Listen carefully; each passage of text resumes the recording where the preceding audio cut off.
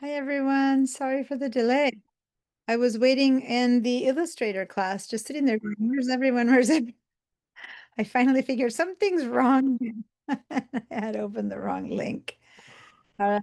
Hi, hi. Hi, All right. hi. Nice to see you all. Nice to see you all. Come on in, come on in. Oh, that's so great. Okay. So how are we doing today? Good. The sun is out. Yes, the sun is out. I'm still wearing a sweater though. I guess uh, mid afternoon of all my afternoon classes, suddenly the sun comes around and then I take it all and I put the fan on. But right now I'm still in the sun is still on the other side area of it, which I'm really thankful. I just spent so much time in Europe and on the East Coast boiling, Mhm. Oh, crazy boiling that I am not missing it and I am loving that it's midsummer and I'm still wearing a sweater. What can I say? We're so blessed out here in Santa Barbara. We're so blessed. It is killer heat, like truly killer heat out there. Anyway, then whenever you wonder how come we pay so much, right? I think that's a biggie. Anyway, I don't know if you do wonder that, but To it's add to that, Deanna, I made a trip to San Antonio recently before all the flooding, and I was telling my mother who I was visiting there, I said, I can't remember the last time I didn't wear a sweatshirt at least or sweater at least once during the day. Because yeah. it was trying to pack my suitcase, it felt weird to not pack a sweater or sweatshirt or Yeah. like, Well, the thing is that what I love about this place is even if it's hot during the day, it's cold at night. So you have to rest, right? yeah. At least at night you might need to wear it. Anyway, this is a small preview of the fact that when you see me next week, I will be truly wearing scarves and hats and everything because I'm going to be in Argentina where it's winter. I'm going down to visit my mom on Sunday. I'm leaving. So by next Thursday, you will see me there. And boy, is it cold in winter in Buenos Aires. So I will be wearing a lot of warm stuff. And that's where I'll be teaching from for the next 3 weeks. Okay, I'm going to be there for 3 weeks. So it doesn't make any difference. You'll just see my mom's house in the background. That's it. But the class will be the same for you. But I'll be really dressed up. how And cold does it get there, uh, Deanna? well, oh God, here we go. This is when you guys discover that I don't understand my Fahrenheit at all, and that I always have to go to the little translator because Oh, basically, no um, need. it's my Argentina 0 degrees, I think is 32, Two. 36. 32. Yeah. Okay. So it can get lower than that in winter at night if you go out. But it normal daytime temperature between are 5 and 10 degrees, which is more like 40s Mm, to okay. 50s, I guess. Um, and then, it might spike. The other day over here, we were 70, and I looked in Argentina, we're like 65, like hot midday there. There had some warm winter days, but for the most part, it's Yeah. definitely sweater and scarf all the time, and jacket, and maybe gloves and hats when it's really cold. That's the temperature there. So yeah. At least in Buenos Aires. I mean, Argentina is huge. So it's like saying, what's the temperature in the United States? Well, are you in San Antonio or are you in Seattle or are you in California? But in Buenos Aires, which is where I'm going to go, that's what's happening. So anyway, but none of that will affect you guys because the class will just go on as normal. And I will now share my screen. And no, actually, before I share my screen, I usually welcome people. And now everyone seems to be here because you all popped in because I was in my Illustrator class first. So let me see who's here. Hi, Peggy. Hi, Ed. Hi, Harry. Hi, Jacob. Make sure Hi. your names have your first names there. I'm seeing Alan and Hi. Thomas, although Thomas, I'm only not really seeing you. I'm seeing your chest. Hi, Lacey. Hi, Colette. Hi, Rebecca. And hi, Michael. And Karen's there twice. And Sharon also twice. And then Colette. All right. Nice to see you all. And I'm going to go ahead and ask you. Oh, and here comes Moni. Um, Does anyone remember, and I'm going to remind you otherwise, what we did last week? And if you did the homework's always practice and do more. So that's how complicated the homework is. Although there was one homework which was called read a handout. But other than that, the homework is usually practice, practice, practice. So did anyone have any questions when you practiced? And even, in fact, and here's the real question, did you practice? And what did you have to practice? It was opening files in Camera Raw, even if they were raw or not raw, because it's possible that you don't have raw files. No, I haven't. Then did you practice? If so, give me a yes. If you didn't, give me a no. It's just that, and no make wrong, no make good, just yes or no. Want to see what happened with the group and how comfortable we are with opening up files in Camera Raw. That's all. Now, if you had a Camera Raw file, it's as simple as double clicking on it. But if you don't have a RAW file and you have a JPEG, you had to right click and say open in Camera Raw. So that's the only big difference of how to open from Bridge into Camera Raw. Okay. Now, the homework was also, and this is just me requesting that when you guys do that work, to post something into the Padlet. Now, it might be that you don't remember how to get to the Padlet during the week. If so, first of all, let me give you the link right now. And I'm going to put it in the chat, which, by the way, I see some people saying hello in the chat, and now I'm going to do that to everyone else. I'm going to say good afternoon. And then I'm going to post the link to the Padlet so everyone can go to the Padlet. So please do that. And then my request is that you guys go ahead and do this during the week and then post it during the week. Now, one thing I notice here is that the posts are from the files that we did last week. So Jacob did do a couple of posts during the week, but it's still it's the file that we used in class the way everyone else did, which is great. You all put the files in class. But if you have noticed that you haven't been posting, please post. If you need help posting, I can give you help.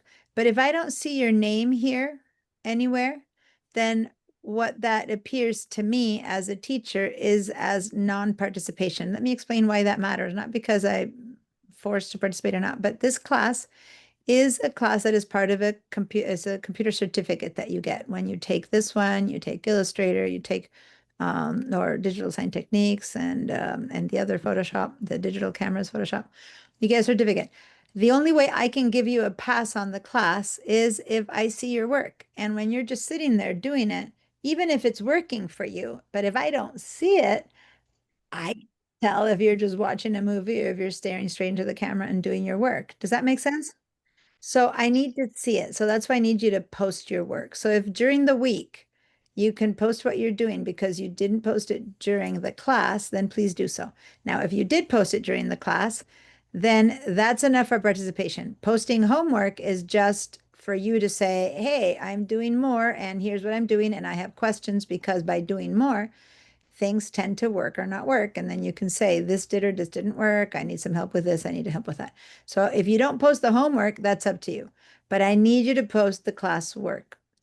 When we're doing the class, and I'm telling you, take a screenshot, just take a screenshot of that moment, even if you don't post it until after class is over. Does that make sense?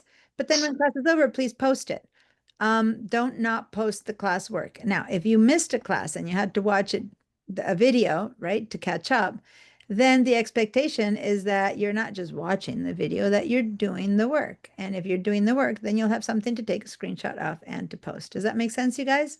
Mhm. I need to see the work done, or I can't give you attendance because I don't know that you're doing the work if you are doing it. I can't walk behind your screen like I would in real life, where I would walk behind your screen and I would see you doing it. Here, this is the walk behind your screen, the posting. All right. Now, if during the week you need the link, it's always in the class handout. So if you go to your Photoshop shared drive and you open the same link that you used to get to the class videos and the class subscription summaries, then over here you have the link to the class Padlet. Okay, so you can do it from there during the week. Also, I believe the day after the first day of class, I sent an email with some basic links, which are all these links, and I also sent you the link for the Padlet in that email. I could also send it one more time, but I want you guys to know that if you don't post during the class, please open right now the link I just gave you and leave it open so that Padlet opens up in your browser when you do that. So go to that link that I just gave you and click on it right now. And then you can finish the class, close and then go and upload your links. I don't want to talk much more about this. I want it just to be that you guys do it, okay? Because otherwise I can't see your work. I can't give you a pass. Okay. Now you might not care about the pass or no pass. Let me talk a little bit more about that. You're like, I just want to learn. I don't care about the pass, no pass. But guess what? Our class gets funded not only on how many people participate, but on the success of the class. And if I'm teaching 20 people and only 5 pass, guess how successful that class is, right? Not very successful, right? So then they go, should I be teaching this class that no one's passing? So in order for the class to be successful, I don't need everyone to pass, but I would like most of you to pass. If you're doing the work, it's a pass. If you're doing amazing work, or if you're doing basically the basics, you both pass. It's not an A, B, C, D, it's a pass. But if I don't see you attending class and you don't do the work, that's a no pass. Okay? All right. Rebecca. Yeah.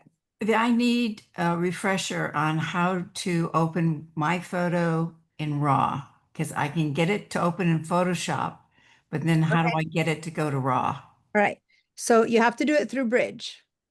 Okay. Some of you guys are like, oh, I'm going to open my Finder window, or I'm going to open my File Explorer because you're on a PC, and you go to your photos and you try to do it from here. That's not going to work. If it's a class, if it's already a RAW file or wherever, if you go to a JPEG here and you try to open in Camera Raw, that's not an option. Okay. Mhm. So you need to be in Bridge. So that's why we're using Bridge.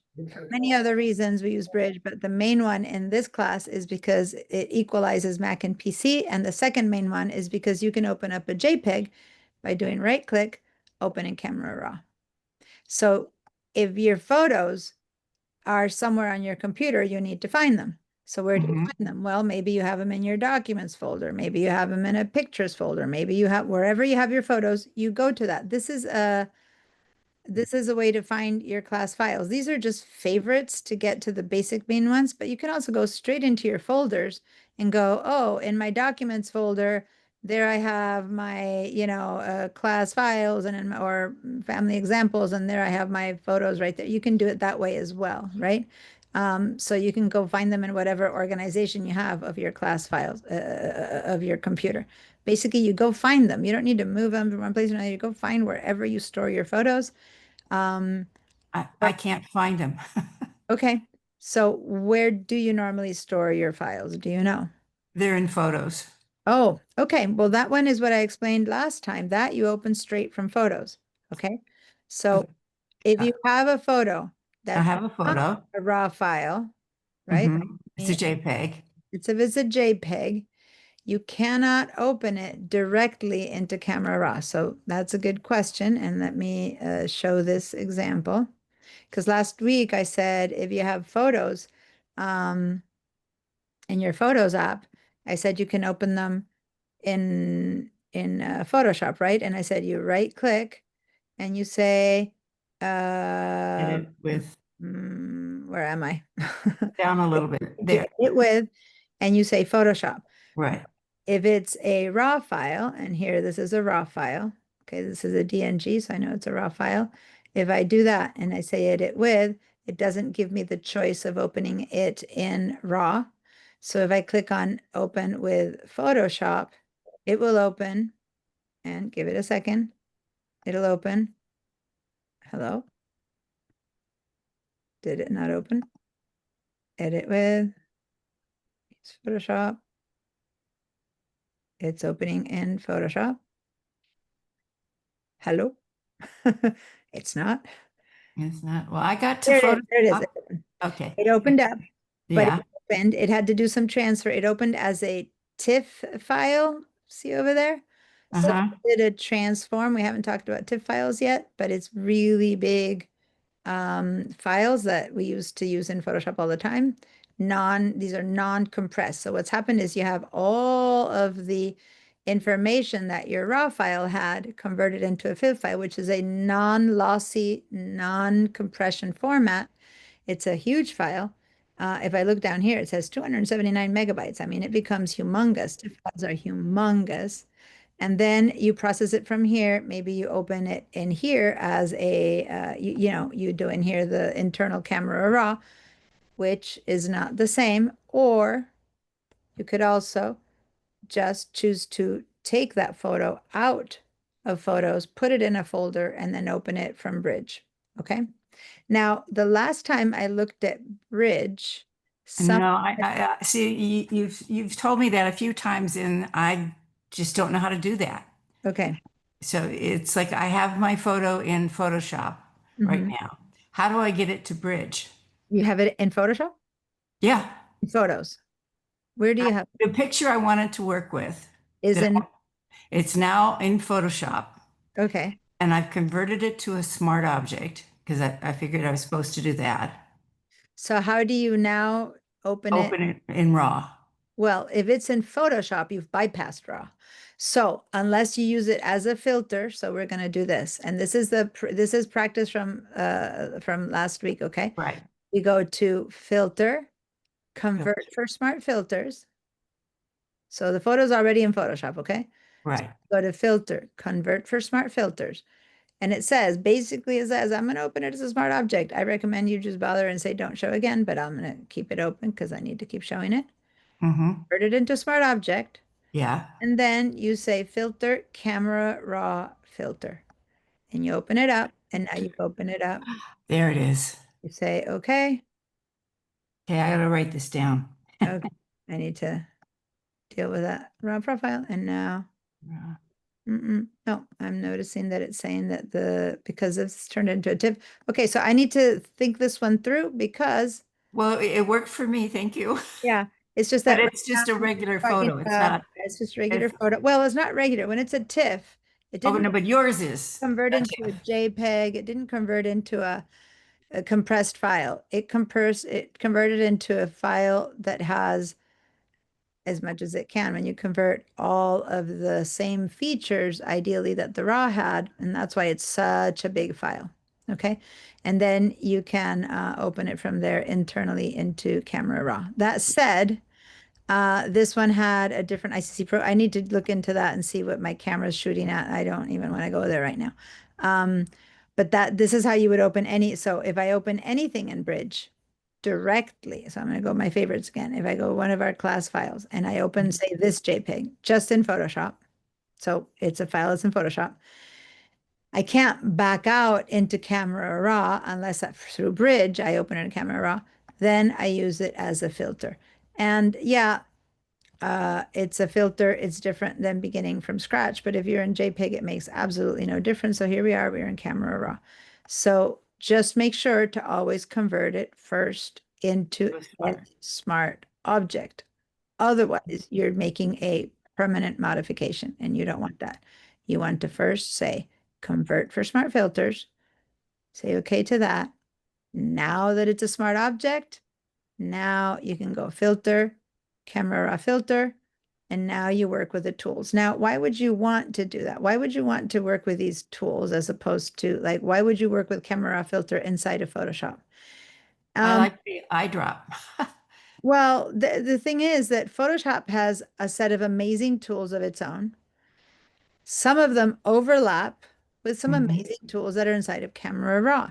The whole point is, why not use them all, right? And some are better in Camera Raw, some are better in Photoshop, and some are just overlap. You can use here or there, it doesn't matter. But most of them work a little bit differently. So I would say do your retouching in the Photoshop tools, but and do your detailed masking in the Photoshop tools, but do your generalized masking now that there's masking in Camera Raw, or do your definitely, it's so easy to work on And we haven't really gone into work with Camera Raw yet for you guys who are wondering. Last week we talked a lot about opening and closing and whatever, but Oh, okay. these light exposure, all these tools over here, the color tools, the effects tool, the color gradient, a lot of these tools are amazing. And although they have like curves in Photoshop or in Raw, is very, very similar. So you can do it here, you can do it there.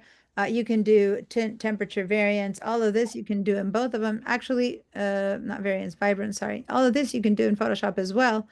But for example, this set here that you have here, light, exposure, contrast, highlight, shadows, whites, and blacks, which is the basic one we use, you don't have it in this format in Photoshop unless you do it as a Camera Raw, because it's the way you do it in the Photoshop. They exist, but they are destructive, versus here they are non-destructive. So slowly, as you begin to work and learn which one side is better than the other, you're going to always choose the non-destructive version or the more advanced version. There's things in here for optics that you just don't have inside of Photoshop, or lens blur that doesn't exist in Photoshop. So those you would use in Camera Raw. So again, why not just open it in Camera Raw first? Why wait until you're in Photoshop? Well, maybe you're doing a bunch of other stuff to this photo, and then you go, I want to use this 1D noise tool or whatever. Oh, that's better in Camera Raw. So then you apply it in Camera Raw in here, even though you've been working on it for other stuff in Photoshop. So it's just one more set of tools available to you from inside. Does that make sense?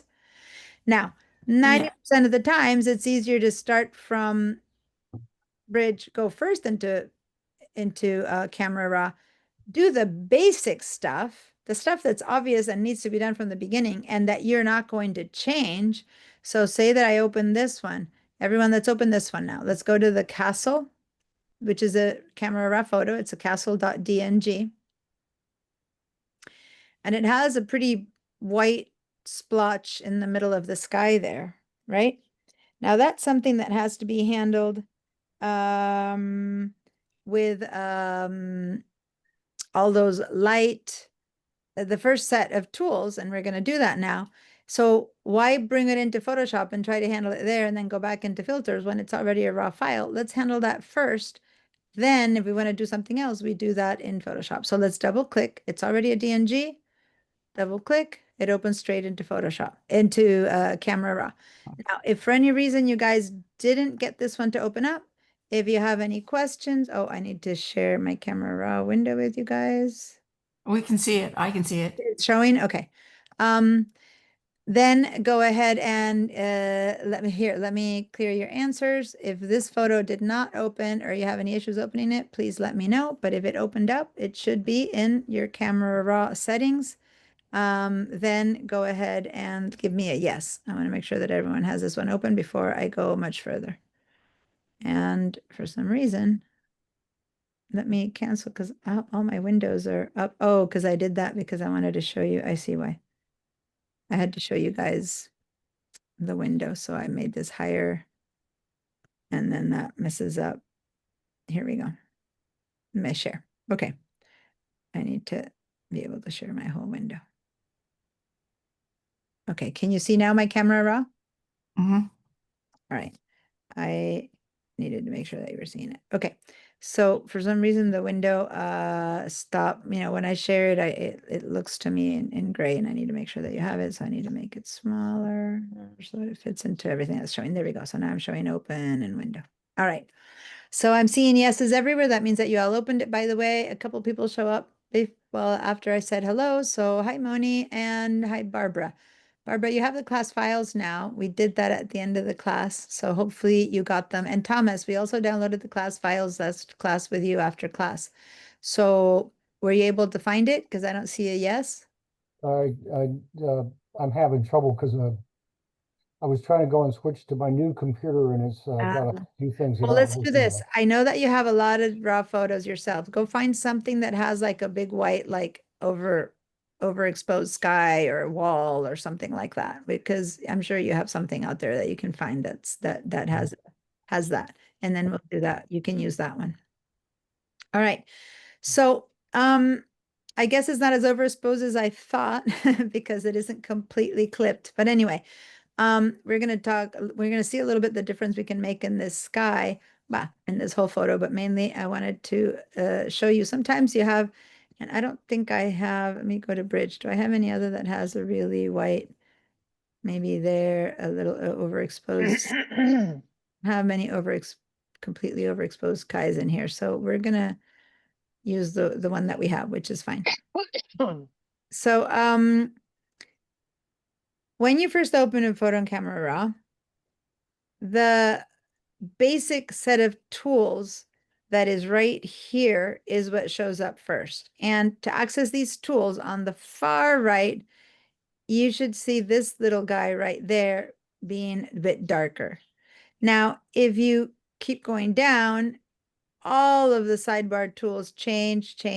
So these are completely different tools. But many of these are individual. This is just a snapshot. This is just for red eye. This is just for, masking, which does a lot, but it's just for retouching. Versus when you click on the one at the top, which is edit, which is the one that starts, there's a ton of tools inside of here. And this is where you do the most of your post-processing. Now, if I open any one of these little arrows, boom, then I have a lot of things under color mixer. Then I have point color. Then I have, so there's like each one of these has hue, has saturation, has luminance, has all. So there's like a lot of stuff inside of the color mixer itself. When I close it, it goes away. So each one of these are tools within tools. You know what I'm trying to say? So I'm going to go ahead and start with the top, from the top down, because it's relatively well designed so that you basically start from the top down to begin to edit this photo.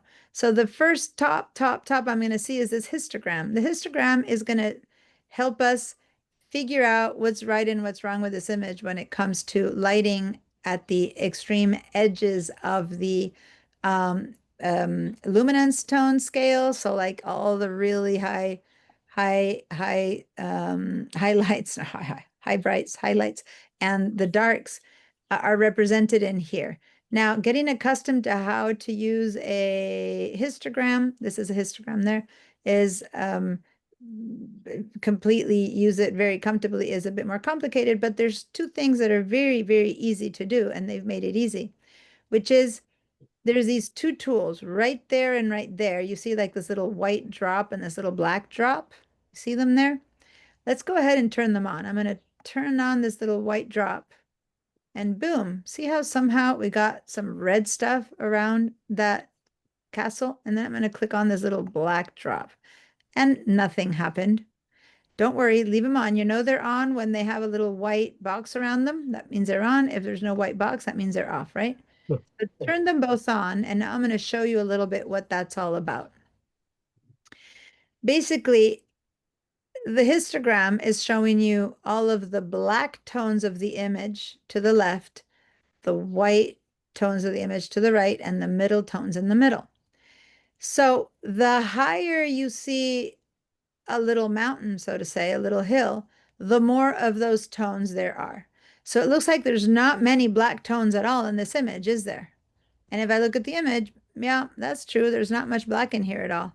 In fact, maybe some of these little guys right there are black tones. I don't know. That's not black. That's very, very dark gray. So there's very little black, a couple of pixels here and there. If I go over to the far whites, I see something that is not very nice, which is not only is the blacks not high, but it's beginning to go up the side of the wall. Which image? Which image is it? This is the castle.dng. Oh, thank you. Castle.dng. See how this line is beginning to go up the side? That indicates that some of these tones are clipped.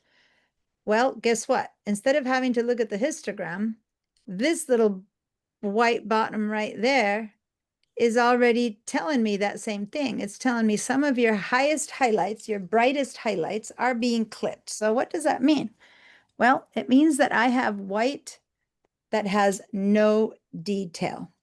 White with no detail? What are you talking about? Let me see. I'm going to zoom into this for a little bit. Zoom in a little bit, and I'm going to zoom even more. And I'm going to turn this little guy off. Boom. When I look at this little place right behind that, it's clouds that have, okay, someone turned on its second sound on a second computer. Thomas, I think it's yours. You have sound on both your computers? Can you turn it on? Should we see your picture? Because we just see the people right now. Okay, so I'm gonna stop my share and share again because everyone's seeing it, but I need someone just connected computer sound. Thomas, Turn your sound off. Thomas, Yes. you have two things on. turn your sound off of your computer because I'm getting double. Okay, so mute yourself. Go to the audio button and click on it so that it gets canceled on one of your computers.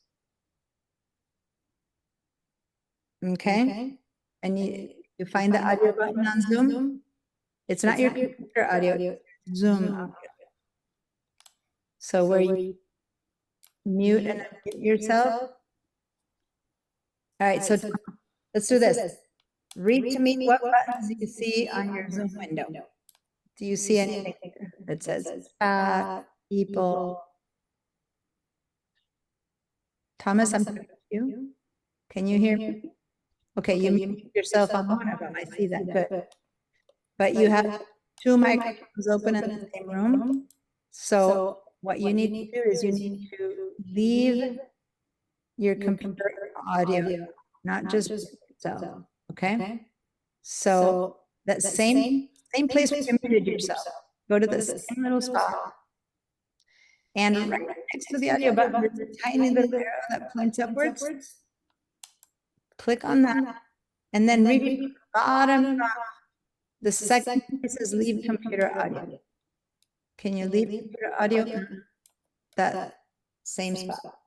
So you turned your sound off on one of them. That exact place has a tiny little up arrow next to it. Give me a yes if you're following what I'm saying. I need to see you nod or say yes. Thomas, I'm talking to you. Can you hear me? Yeah. Do you see the audio button that you use to mute yourself on one of them? The same one where you turned off your audio. You go look right there.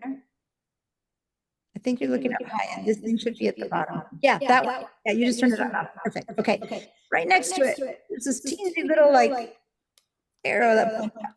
You see it? Click on that. And a whole little menu will pop up. And from bottom up, the second choice is leave computer audio. Okay, now you can put yourself on both, but that doesn't know. I mean, there's a slight chance this is from someone else, but he has two microphones on. So I'm thinking it is. Did you leave computer audio on one of your computers? Muting yourself isn't enough. You need to go to the little triangle on one of them. Yeah, there should be a, Diane, can't you just mute everybody and then when you want to talk, we can talk? Yeah, but then it's telling people all the time, unmute yourself, and it ultimately takes a bit longer, but yeah. Okay, I'm gonna do that, but I still need him to find it, because then when he unmutes herself to ask a question, it'll still work. Okay.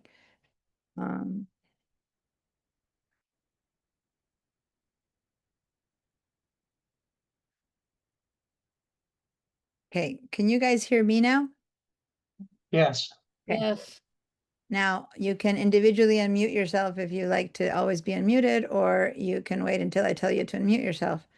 Okay.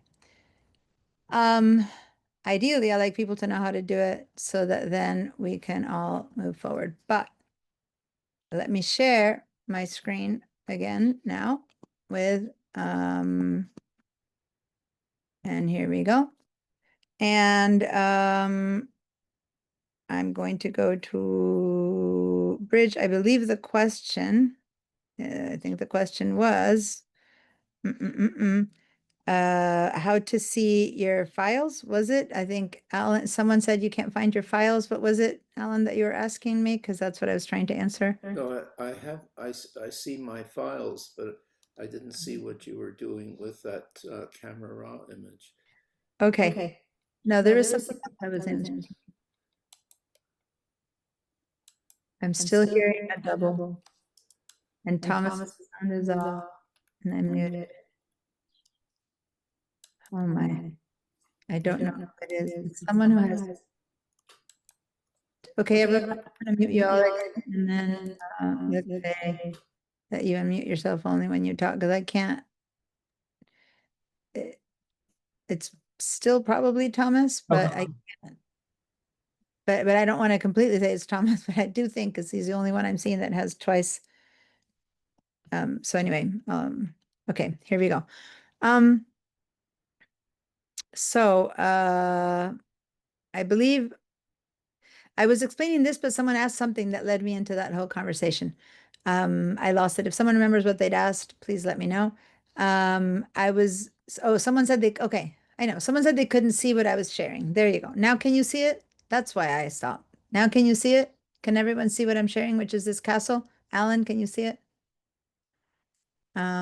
Yes, I see it. Okay, good. All right. Oh, Alan, maybe it's you, because you just unmuted yourself. Yes, I just unmuted myself to Aha. say yes. So it looks like it's coming from back there. Okay. So then stay muted until you need to talk to me. And everyone else, I guess you can unmute yourself and it should work. Okay, good. That's what I needed to do. I needed to pinpoint where it was coming from. All right. Okay, so now the reason this keeps going up and down is because when I don't have, the basic set default tool over here isn't an arrow. It's this zoom tool, which drives me crazy because that I don't think used to be so. I think that's new. I don't remember always every time I clicked having to go in and out, but it's like click and it goes zoom and I click and it goes out. And it's just like, why? And I have no idea why. I don't remember it being that way. And if so, I just forgot about it. But this is driving me crazy. I'm trying to show you something and I click, and then when I click again to show you something else, it goes away. Mine is at 2 now. Yeah, that's not how it used to be, and it drives me crazy. Now, on the left side, you could easily do that yourself. You could zoom in, fit in screen, or go and zoom in to 100% or whatever you needed to do. But now for some reason, the main tool, instead of being an arrow, it makes me do that, and I am about to scream, but never mind. So I'm going to click on this to zoom in again, and I'm going to try not to click anywhere. But if you notice, there's texture, cloud texture right here. And there's cloud texture right there. And it's all very bright, but there's still some texture. Yet when you get to right around the steeple, there's just blank. You see how there's no cloud texture? In fact, I'm going to zoom in even more to like 200% and maybe even more, 400%, which is a lot. But see what I mean? It's just flat white. That is called white without detail. This is still white with detail. This even here is white with detail, but here we get to white without detail. And that is what this little white guy there was exposing, right? So wherever there's white without detail, it's also what this is calling your clipped highlights. So if you were to print this photo on a piece of paper, no ink would fall here. It would just be blank white photo paper. Ink would begin to fall over here. Does that make sense? Are we clear what white without detail is? Now, this photo doesn't have it yet, but we're going to force it. Let's go over to this area that's kind of dark. And now we're going to force to see some black without detail. So let's go over here to the light. Okay. And here you can raise your exposure or make your exposure go lower. Let's make our exposure go lower and darker. And see how now suddenly we have a lot of little bits of blue. Let me go all the way to the end. See all this blue that's appearing? That's the opposite of, and I'm going to move over to the right in the exposure and move it all the way to the right. That's the opposite of white. So a lot of white means that we have moved all of the tones of my photo lighter. So then the stuff that was already bright is becoming even brighter. And all the tones, look at my histogram now, just focus on that, don't do it yourself. As I move this to the right, all the tones that used to be middle tones are turning into light whites. The tones that used to be black are turning into middle tones. And the stuff that used to be white is now going all the way to the top. and it's all clipping and it's all turning into white without detail. Does that make sense? Versus, I'm going to move this by double clicking on this tick tick back to the original settings. And now all of these tones that are now middle grays are going to move over to the left and become black without detail. And the ones that are already here, which are already very dark, will shoot up and become clipped as we go left. And when they do that, they become this little kind of blue. Now, this isn't part of the photo. If I turn these two features off, all I see is my photo that got really dark or my photo that got really white. Okay. So those two features turned on or off are just there to help me see where I got the black without detail and the white without detail. Does that make sense? So it's just a helpful little tool. There's other ways to get to see that if it bothers you, but ideally it shouldn't bother you and it should be on because the whole point is you don't want white without detail nor black without detail in your photo. What features? What are the features? I don't see them. All right, so the fact that when I have a lot of red junk pixels appearing in my image, that's a feature. And turn it on by clicking on or off. In this, it's the highlight clipping warning, okay? And I turn it on or off. And then there's this one here, which is the shadow clipping warning. So this is a tool that if I turn it on or off, the moment I darken this a bit too much, I'm going to start seeing blue pixels. And that's like, wah, wah, wah, wah. You've darkened it too much. That is going to print as black without detail. And black without detail is going to be, when you pick up the photo, you're going to have flat black. You won't have any door texture. If I look at it right now, I have door texture. I can see there's a little keyhole there and other stuff. If it goes flat black, it's just going to be a big blob of black on your photo. And if you see a bunch of white, it's going to be a photo paper, no ink on it. Okay. And one of too much ink. I don't see the control for light. I see portraits, landscape, photo repair, but I don't see the light. Portrait, landscape, photo repair. You're not in the same place I'm in. None of that in here. So share your screen for a second so I have an idea of where you are. You want me to share? Yeah. Okay, sure. So that I can Let me see how. know where you are. Just a second. I have to Yep. find the. So guys, play with that exposure, play with those contrast shadows, give them a bit and see what's happening, and then I'll explain it to You're you. echoing. Yeah, because Alan is talking to me, so while I'm Okay. talking to him, I need to echo. Uh, He's done talking to me. I will turn off this. share. Okay, and second share. Perfect. Yeah. So now Photoshop. Okay, so you are different spot. You open this without using Grid, probably. So when you open it, opens straight into Photoshop. And that's why you're reading these things here, but you're not camera raw. So go ahead and close this file. I And thought I'm going to this. reopen it, camera raw. So click on it, it's little thing right. No. I thought I am in camera raw, but You're not. These are presets of adjustment layers. So go up here to the top left and close this one out. Oh, Yeah. Say don't.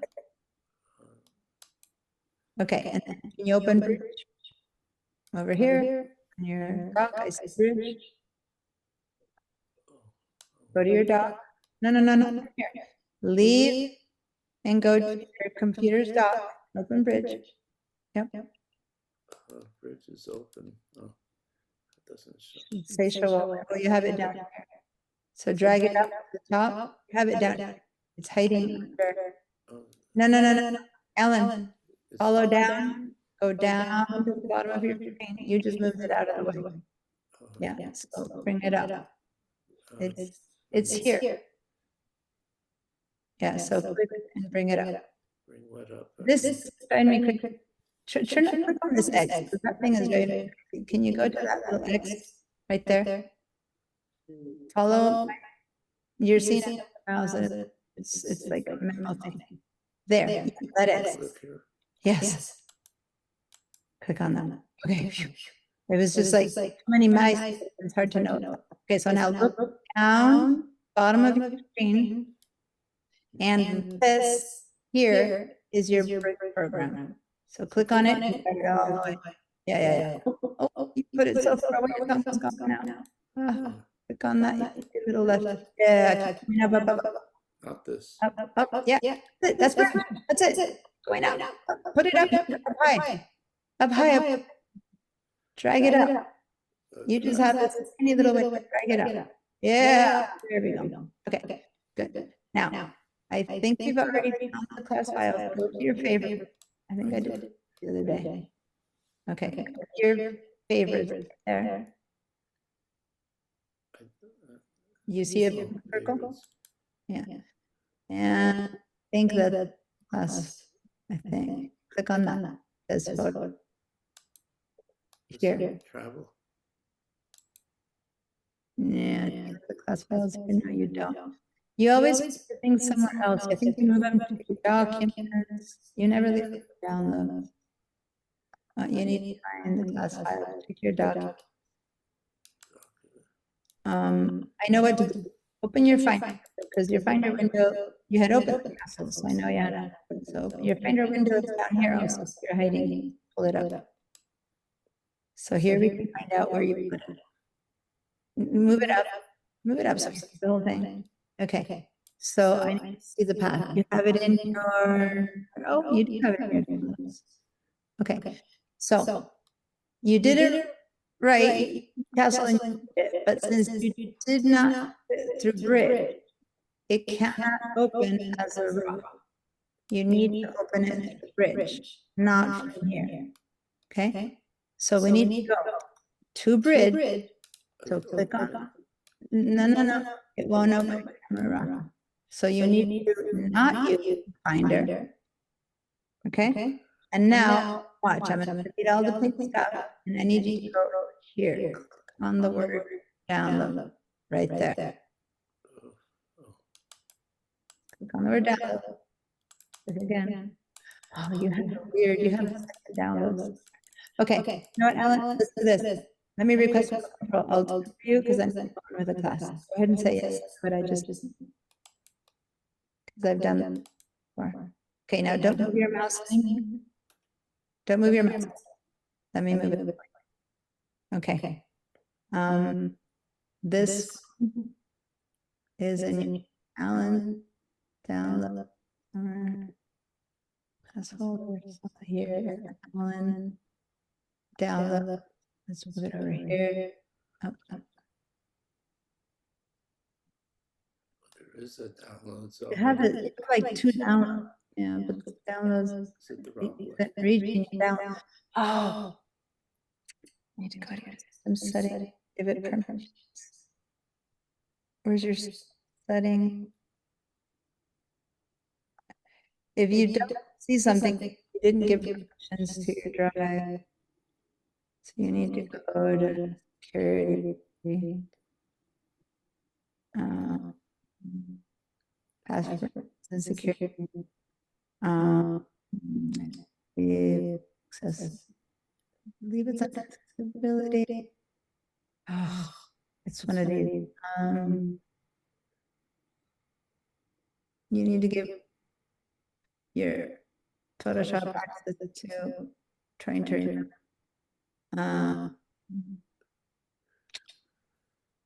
Full disaster. Full disaster. Your Adobe. Must have that. I don't see Adobe over here. Okay, you know what? We're gonna just this should be Adobe found some and it would let you see it. You don't have this. Any of your programs can access your file structure right now. So I don't know what in here. So I'm gonna just stop and say that for now. Let's put it the other way around. You're gonna open this in Photoshop. Like you did before, let your bridge because it's gonna be useless. Let's just open it like you did before in your Your files. And then we're just, here we go. And then we're gonna open your castle in Photoshop, or open Camera Raw. Right. Oh, it opened Camera Raw. You didn't open it. Okay, so this are the tools we're talking about. That there. When you click on that and on that, those are your lights. When you open light tool here, you'll see that are the version. Okay, so click on that and click on that. Do that now, please, Alan? That's, I don't know. Yeah, take your mouse and click right there. Oh, you want me to click? Yeah, I'm done. Now it's up to you again to do it. Here and here. Yeah, and move your mhm. Here. Your exposure to the right or to the left. Yeah, click on that. Yep, perfect. And then click on this one. Yeah, no, it's, you didn't click right on top of it. It's not turned on. You take my picture. You need to have a little box around it. You need to click on this one.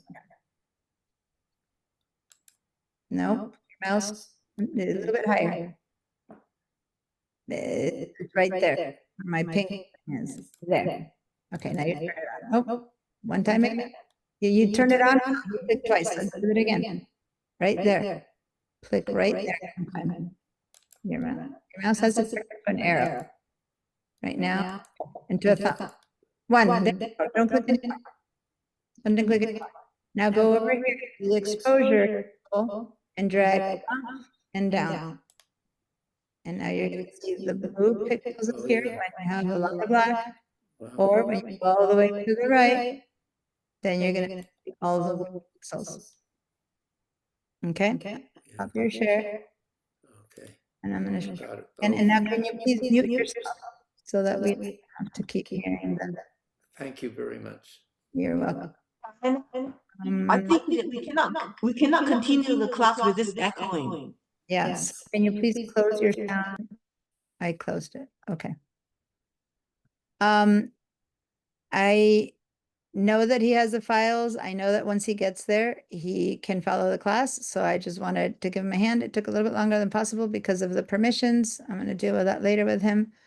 I apologize, but I want to explain that when I talk to Alan, that sound will happen and the rest of the time it won't. Okay, so it's not like it'll happen the whole time. It's only when he unmutes himself. Okay. And I don't know what's wrong, why it's doing that, but he doesn't have a second computer. So it's not about that microphone. Okay. So here we go. Hopefully you've been playing around with this instead of doing nothing. And if so, what did you discover about these sliders? What happened to the histogram? What happened to your image when you move these sliders? Does anyone want to give me an idea of what you took out of that exercise while I was helping Alan? What I took out is that I couldn't go back to Photoshop and do anything else. When you got Camera Raw open, that's your Photoshop. Yes, it's one tool in which everything is all in one. And when you're done with it, then you go into Photoshop. But yeah, you can open it as an object. And this is important, you guys. When you open it as an object, instead of just opening it. So say that I do this. I made it really, really dark, right? And then I open it as an object. Okay. No, he's Brazil. There it is. It opened as this really dark photo in an object. And so where Rebecca said you can't go back, if you opened it as an object, you can go back. Watch. No, what I meant is I wanted to work on a different photo in Photoshop, but because I had Raw open, I couldn't go back to. I see what you mean. Okay, I'll show you that. But let me just explain this anyway, since this is important. When you want to go back to that, you double click on this little tiny box here, and it opens back in Photoshop. And then you go, phew, let me make it all white. And then you say, okay, and now it's all white. And then you go, no, that was wrong too. So I double click and I go back in. And then I go, phew, let me bring it back to the middle. As long as you have opened it as an object in Camera Raw, you can keep going back and forth and making whatever you want with it. Does that make sense? So that's one question. Now, what she was trying to say is that once Camera Raw is open, this is the only image you can work on. She was trying to work on this one and on this one in Photoshop, and she couldn't because Camera Raw takes over. And the rest of my Photoshop tools that I'm in, if I go over here and go over there, I can work inside of other files. But when you're in Camera Raw, it's like it sucks you in, and that's all you can do. Now, it is possible to have more than one photo open in Camera Raw and work on many of them at the same time in Camera Raw. Okay, Really? that is something you can do.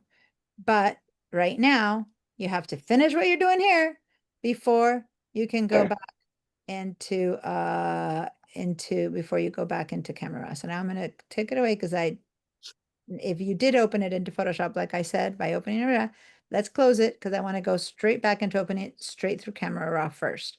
So now, if the castle is open in Photoshop, let's close it, say don't save, and I'm going to close these examples that I don't need right now. And I'm going to close that one that I don't need right now. By the way, I do want to mention, do you see the size of these bell peppers? This is an American regular bell pepper. This was in Spain.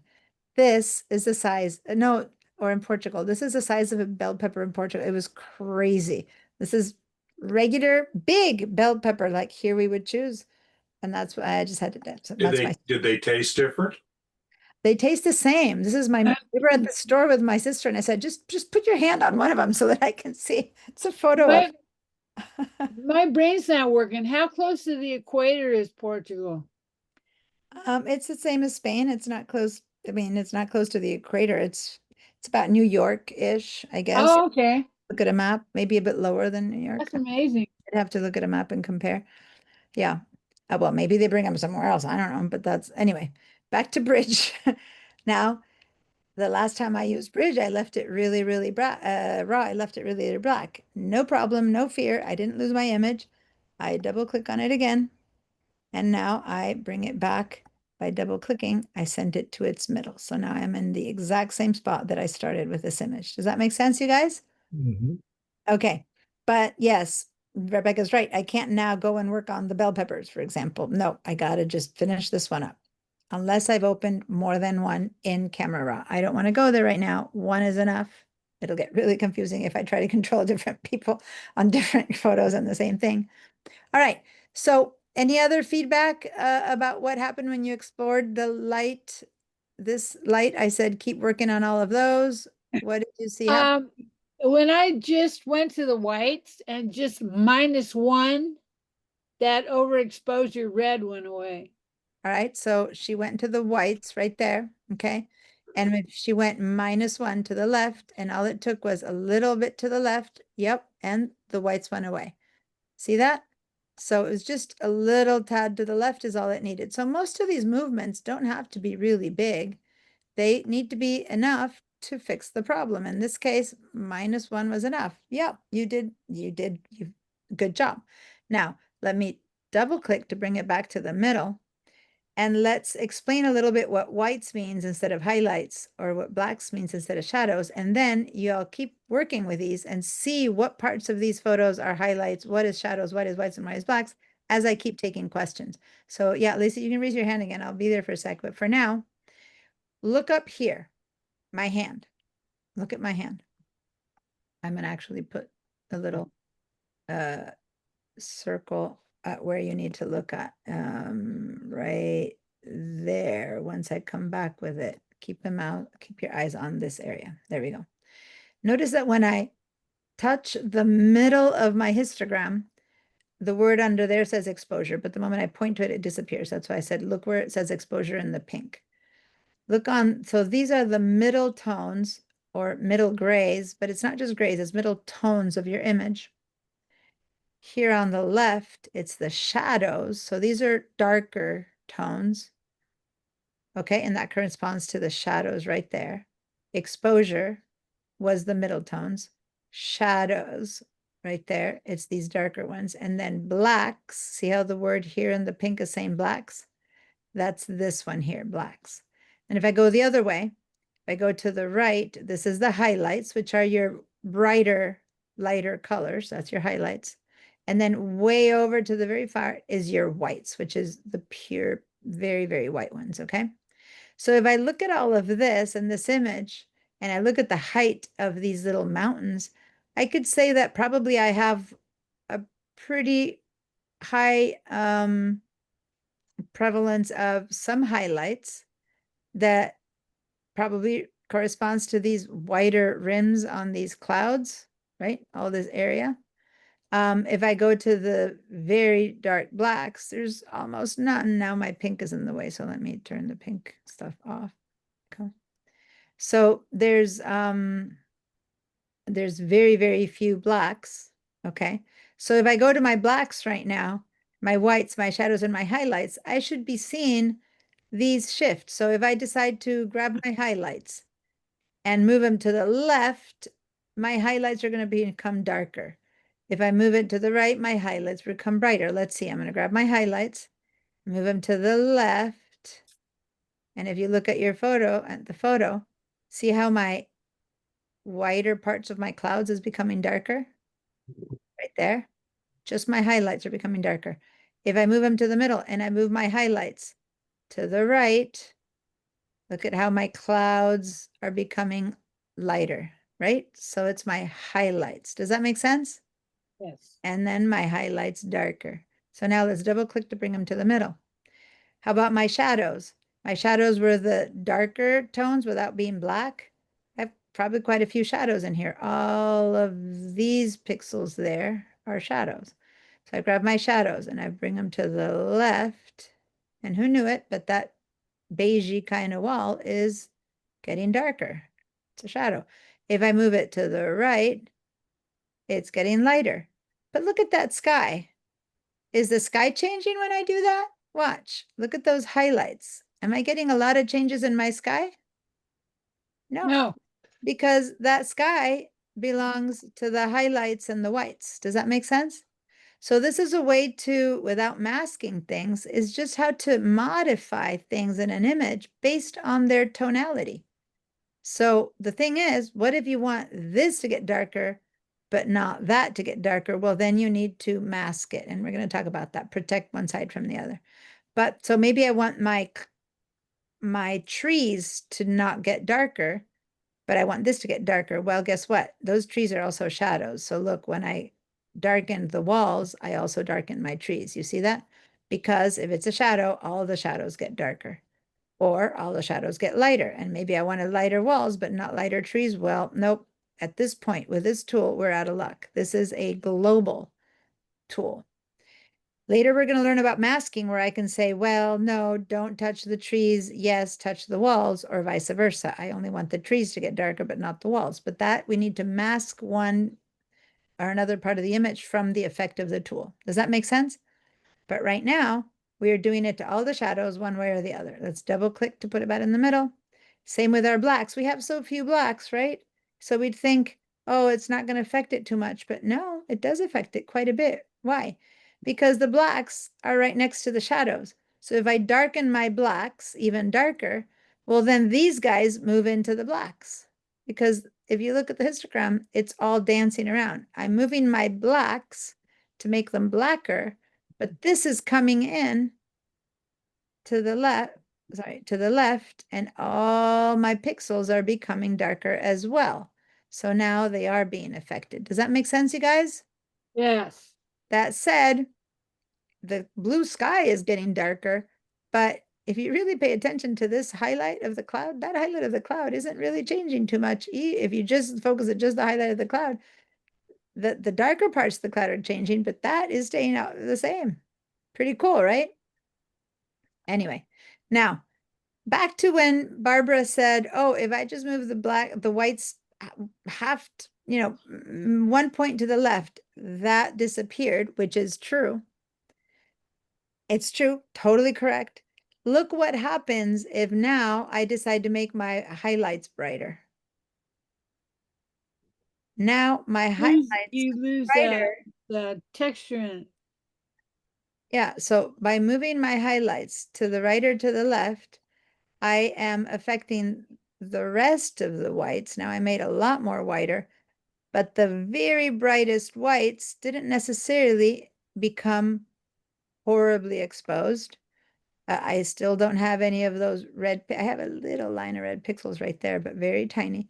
So I was able to lighten the whole thing, but this, however white it is, and however much I lost cloud texture, I didn't completely lose it. There still is some cloud texture in there. You see that?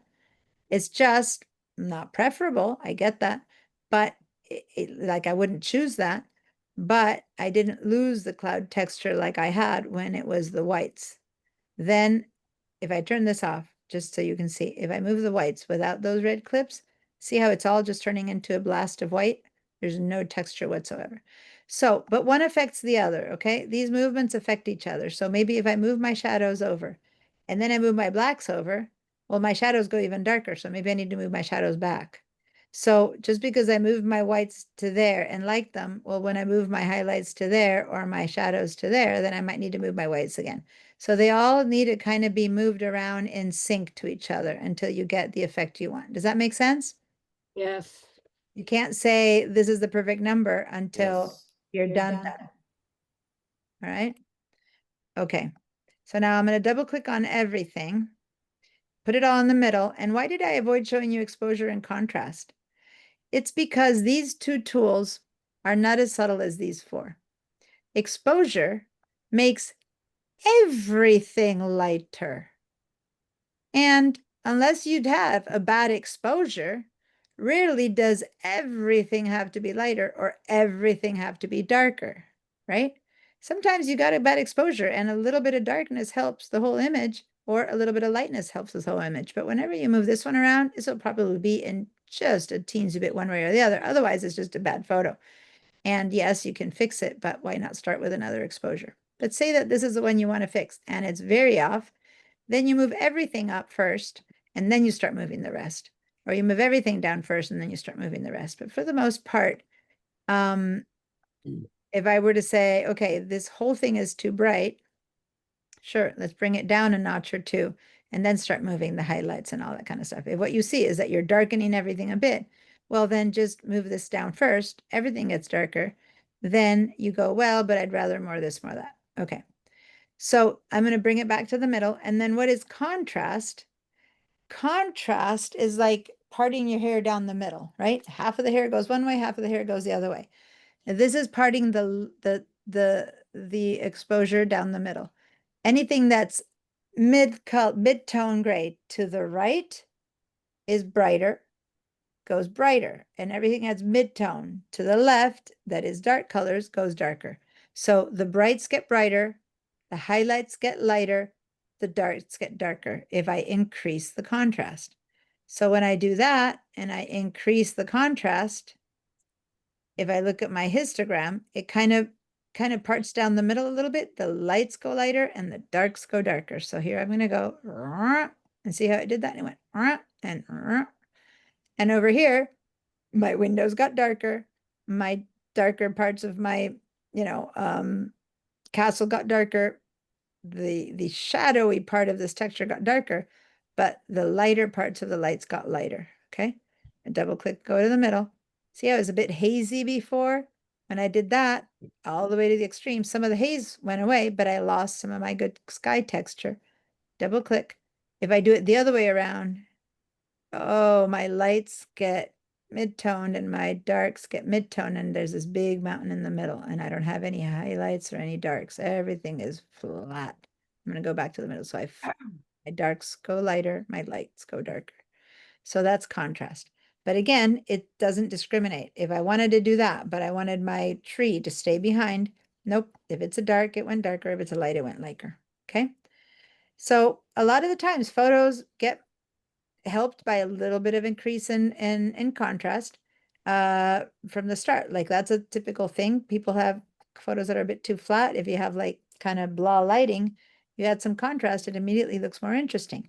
But if I do that to this photo, let me go to the extremes. We go to extremes a lot, but say I go all the way to the extreme. What if I want to bring back my clouds? Well, then I have to go to my highlights and make my highlights darker. So now I've got my contrast way to the top, which made my highlights get lighter. And now I have to grab my highlights way to the left to darken them again, right? And so now if I see the before and after, that's a very big change in my photo. That's how it was, okay, this little eyeball, and this is what it's now. And all I did is I increased the contrast all the way to the top, and then I brought my highlights all the way back, and that's, I didn't lose my highlights. Some people like that. Some people hate that. I'm going to double click, and I'm going to double click. Some people want the shadows to go darker because they don't want this castle shining into your eyes and being louder than the sky. So you darken the shadows, you intensify the blacks, and then you need to bring back some exposure on the rest to lighten it up. And then you darken the highlights, and then you lighten the darks and stuff like that. So you play around and you play around until you find something you like. Now, I'm going to double click here, bring everything to the middle, and I'm going to say the most important thing I'm going to say to you. Neither one of you guys is going to be right or wrong. There is no correct. Technically, there is a thing called correct, but in reality, this is art, as artsy as it's going to get, in that it's your interpretation. Some of you guys are going to want it to look like a moody, scary castle. Others are going to want to look at like the bright Disney World castle. This is actually not in Disney World, but this is the castle that Disney World got Happy inspired. birthday, Disneyland. It is? Oh, I didn't know. 70th. 70th birthday. Okay. This is actually the castle that Disney inspired himself upon to make. And I have some photos of it from a different direction that it truly looks like the Disneyland castle. Was that in Segovia? Yes, this is in Segovia. In Spain, in Segovia. So you can't tell on this image because of the angle, but yeah, from another side, it really looks like the Disneyland castle, or the Disneyland castle looks like it, because this thing is like hundreds and hundreds of years old. Okay. So and now I want you guys to interpret. How would you fix this? So I'm not going to do it myself, because when I do it myself, guess what happens? Everyone thinks that my choices are correct. And I'm not saying that there isn't a better or worse way to modify this image, but I also want you guys to use your own brain, because I don't want you to finish today with a great castle. I want you guys to finish with the knowledge that when you open your own landscape photo or your own birthday party photo or your own castle photo, you can figure out how to use these tools. Does that make sense? My goal is not for you to have this photo looking good, rather to understand the difference between these guys. So for now, give you, I don't know, 2 minutes. Look at the watch, 2 minutes to move these guys around until you're happy with your castle. And then we're going to post them on the Padlet. And Alan, could you mute yourself? yeah, I just muted him. Sorry. Thanks. I get to talking and I forget. So I want you all to take 2 minutes to move those sliders around until you think that image looks better with your own brain of what you think it looks like. And remember, it's interpretation. You might want to make this look like a creepy horror castle from the horror movies. Go for it. Give it a try. You want to make it look like a fairy tale, you know, from, I don't know, Cinderella, then make it look like that. Give it whatever thoughts you want to give it. And then we're going to take a screenshot. And then I'm going to show you some other tools that might or not have helped you or given you an idea of how to do it. But first, I want to see your interpretation.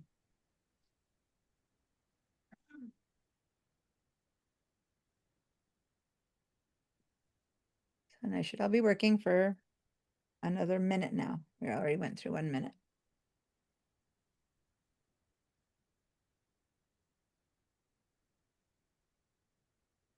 I'm going to go get more water for 1 second.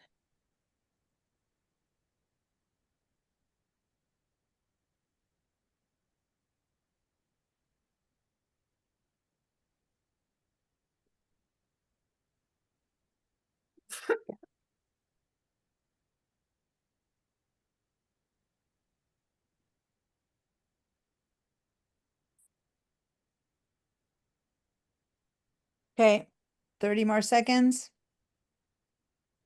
We've actually gone through the, so we're almost there. Okay. And again, there's no right or wrong. There's just what you did. Okay. And whatever you did is what I want you guys to now do a screenshot and post into Padlet. So let me show you how to do that. Let me share my screen. I just put the Padlet, and you might want to keep tweaking it forever because, you know, that's how we are with these things. We want to keep tweaking and making it perfect. In fact, I haven't moved mine at all because I went to get my water. But what I want you to do is a screenshot. So remember how to do a screenshot? If you're on a Mac, Shift Command 4. Once you do that, you're going to have these little crosshairs in your hand, and you're going to click and drag not just your image. I want to see also your tools. I want to see it go all the way across. So if you're in a Mac, Shift Command 4, and then drag all the way across so that I can see your toolbar. Diane, Hold on, if you're on a PC, it's Windows screen, Windows key, Shift S, and then you get a similar effect, and then you drag across. Okay, that's the screenshot. Now I'm going to get Adam Ed's question, and then I'm going to show you how to post that in the post app. But everyone just do the screenshot right now. Yes, Ed? not a question. If they do Shift Command 3, it'll automatically take the entire screen. Yeah, but then when you post it, I'll see like an entire window screen and a teensy little Photoshop right there. So Shift Command 3 will give you everything that's on your screen, including your mail, your Safari, everything you have open. So I would prefer if you could just do the image and the tools, okay? Just Shift Command 4. But if you can't do that, just give me a Shift Command 3 and post the entire thing. Then, if you've done the screenshot, that's all you need to do right now. Then let's click on the link that I just put in the chat and open the Padlet. I want posts from everyone this first time. Later, you can do them after class or not, but right now I really want to see everyone's posts because I have had very few posts and I just don't know that everyone is knowing how to do this. Okay. If you've been able to do a screenshot, give me a yes. If you're wondering how to do a screenshot, give me a no. Remember, if you're on a PC, it's Windows screen keyboard, like there's a Windows keyboard that has a little 4 little windows, plus Shift plus S. And then you do select the area you want to select. The thing is, that's a bit different on a Mac or on a PC. On a PC, you've been a copy. On a Mac, you've created a file, so it's a little bit different. Okay. You Let's need to update your because I see a lot of castles now. Okay, so I'm going to update. Great. Oh, yeah, I'm seeing a lot of castles. That's awesome. So everyone, plus sign, put your name at the top. Don't forget. Oh, I didn't need to be uppercase. Put your name at the top. And then for PC people, you need to go down where it says write something incredible. Click in there. And then you need to click on your Control and your V, Control V for pasting that image that you copied. Okay, Control V for Virginia. Control V, and your image will appear. And for Mac people, you go to this little icon, click on that, and then you go to your desktop and you choose the photo that landed on your desktop and you upload it from there. Okay, so this is my raw file, modified it using the light tools. What I mean by that, it's all the different tools that are in the section called light. There's so many other tools, but these are the ones that you all created. And now let's go see what you guys are posting. Let me keep refreshing. Mine, by the way, I didn't move at all. And here we have a lot of differently modified castles. Already I'm seeing some people are putting like, there's a bit of color. Look at Peggy's changed color. This one is a little bit darker in that area than this one. Look at how the blues are changing. Some of you guys used tools to change the colors, and some of you just by getting more or less exposure. you ended up changing it. But if you pay attention to what people are posting, we've got some different stuff going on here. Now, once we start moving other things, it'll move even more. It'll be even more different. But even between that and that, the choices you guys made are different. All right, thank you. I'm seeing a lot of posts. Give me a yes if you were able to post your file. I can't like control and see whether everyone. Now, some of you guys wrote, for example, this one says Castle Modified. If you know that you wrote a title, Castle Modified, then I don't know who you are. So that doesn't help me. So That was Karen wrong. I went ahead and posted again, put my name up on top and then put Castle well, that's Modified. good. Okay, that's good. But also, let me just show you how you could have done that. And that's fine that you posted it again.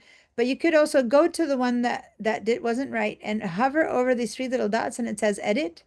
So you can do that next time and then just change your name or do whatever you need to do, which is fine to have done it twice, but you can also just edit any post that you guys do.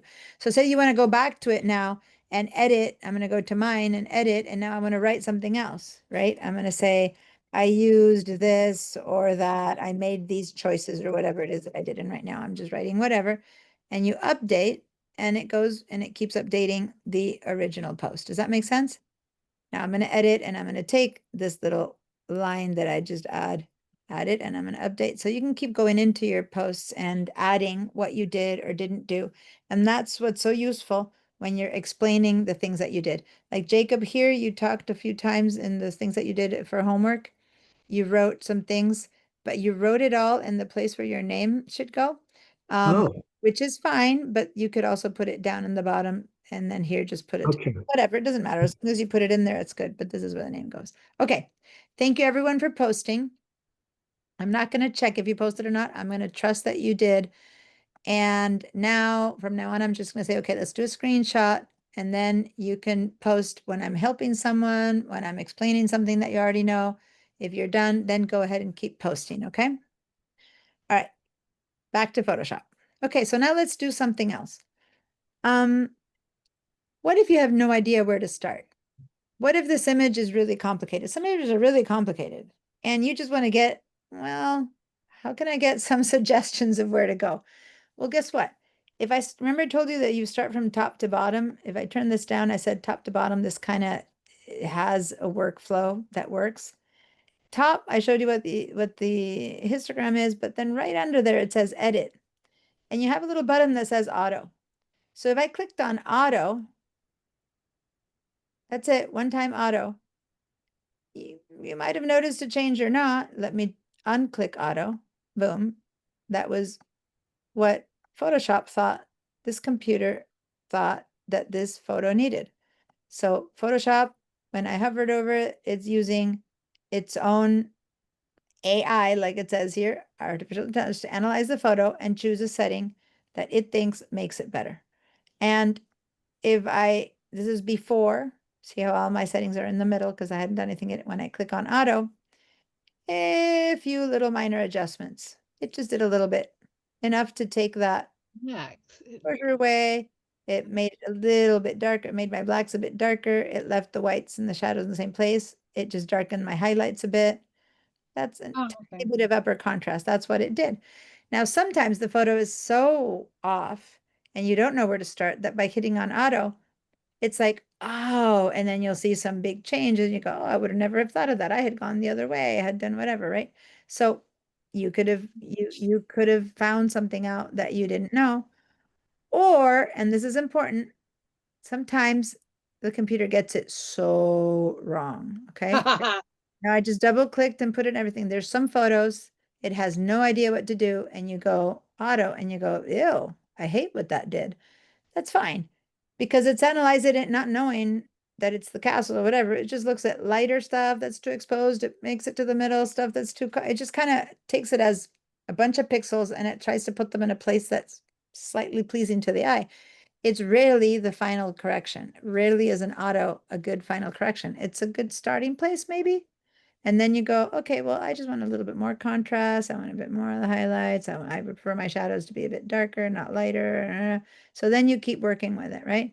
So sometimes it's helpful and sometimes it's not, your choice, right? You go, okay, maybe I'll continue from there.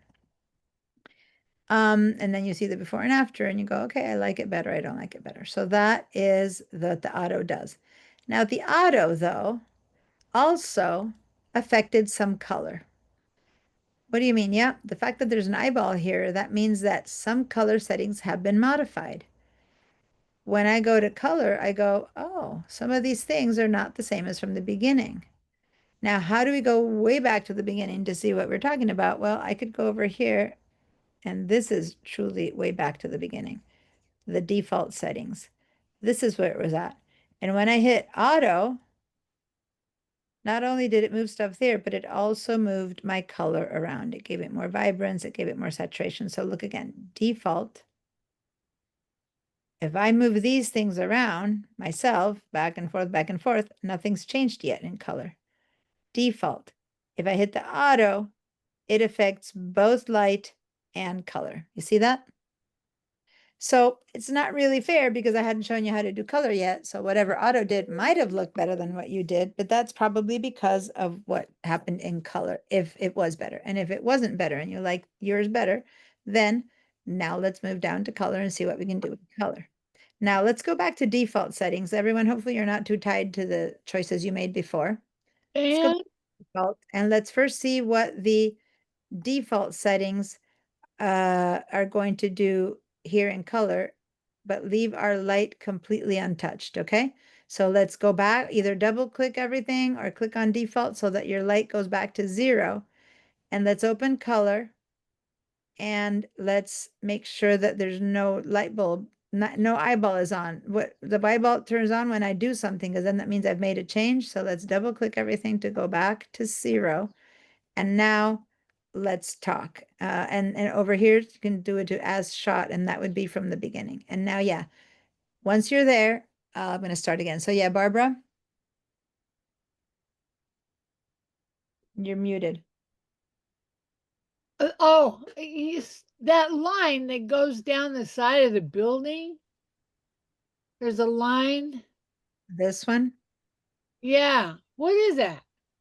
it's like a seam that's flat, and then it was a bit more diagonal, and then a bit more diagonal, but the photo doesn't show that too well, but it's like, Okay. it's the shape of the, okay. This is just me going like that. It's not, it's a good photo to show different exposures, but it's not a good photo, so to say. All right, let's see what color does. So hopefully you have your light at neutral, you have everything turned off, and we just want to see what color does. Now, since this is originally a raw file, already a raw file, I have many choices here under as shot. If this had been a JPEG that I opened in RAW, it would not show me these choices. That's one of the slight differences. I mean, other than the big difference is that the photo itself has less flexibility. But I get to guess and say, well, that day was a very cloudy day. So let me choose cloudy. Not sure that that was very cloudy, but let's choose cloudy. Where did you get as shot? Over here, you might have had custom, who knows what you had here. This thing that says white balance. White balance. Okay, thanks. As shot would be, this is the white balance that the camera chose.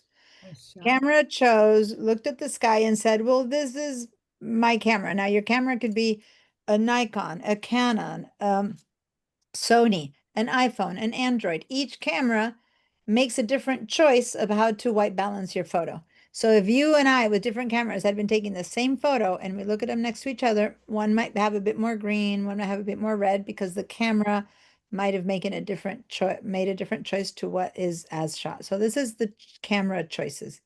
And in the camera choices, it decided to move my temperature slider to 510, which is the temperature of the light. The tint, which is green or red, it had given it a +5, and that is the as shot. Okay, now I'm going to say, oh, the light out there. Oh, first I'm going to choose, well, what does the computer think it should be? So auto is what the computer AI thinks it should be. I'm going to click on auto. Oh, well, the computer thinks it should be much warmer. See, the blue before was there and it brought it down. Let me just show you again. As shot, it was much bluer. And then the computer brought that down, taking blue away and adding yellow. It also made it a little bit redder because it moved this over. See how different? Now, which one was better or worse? I'm not saying right now, I'm just showing you the differences from as shot to auto. See how the computer can be right or wrong. Then you can tell it, well, it was a daylight picture. A daylight picture would be an example of a bright blue sky. If it was a daylight picture, then your computer adds or takes away yellow or blue, red or green, and that's what's shifting right now. Variant, vibrance, saturation are not being That's changed. why it cools it down, huh?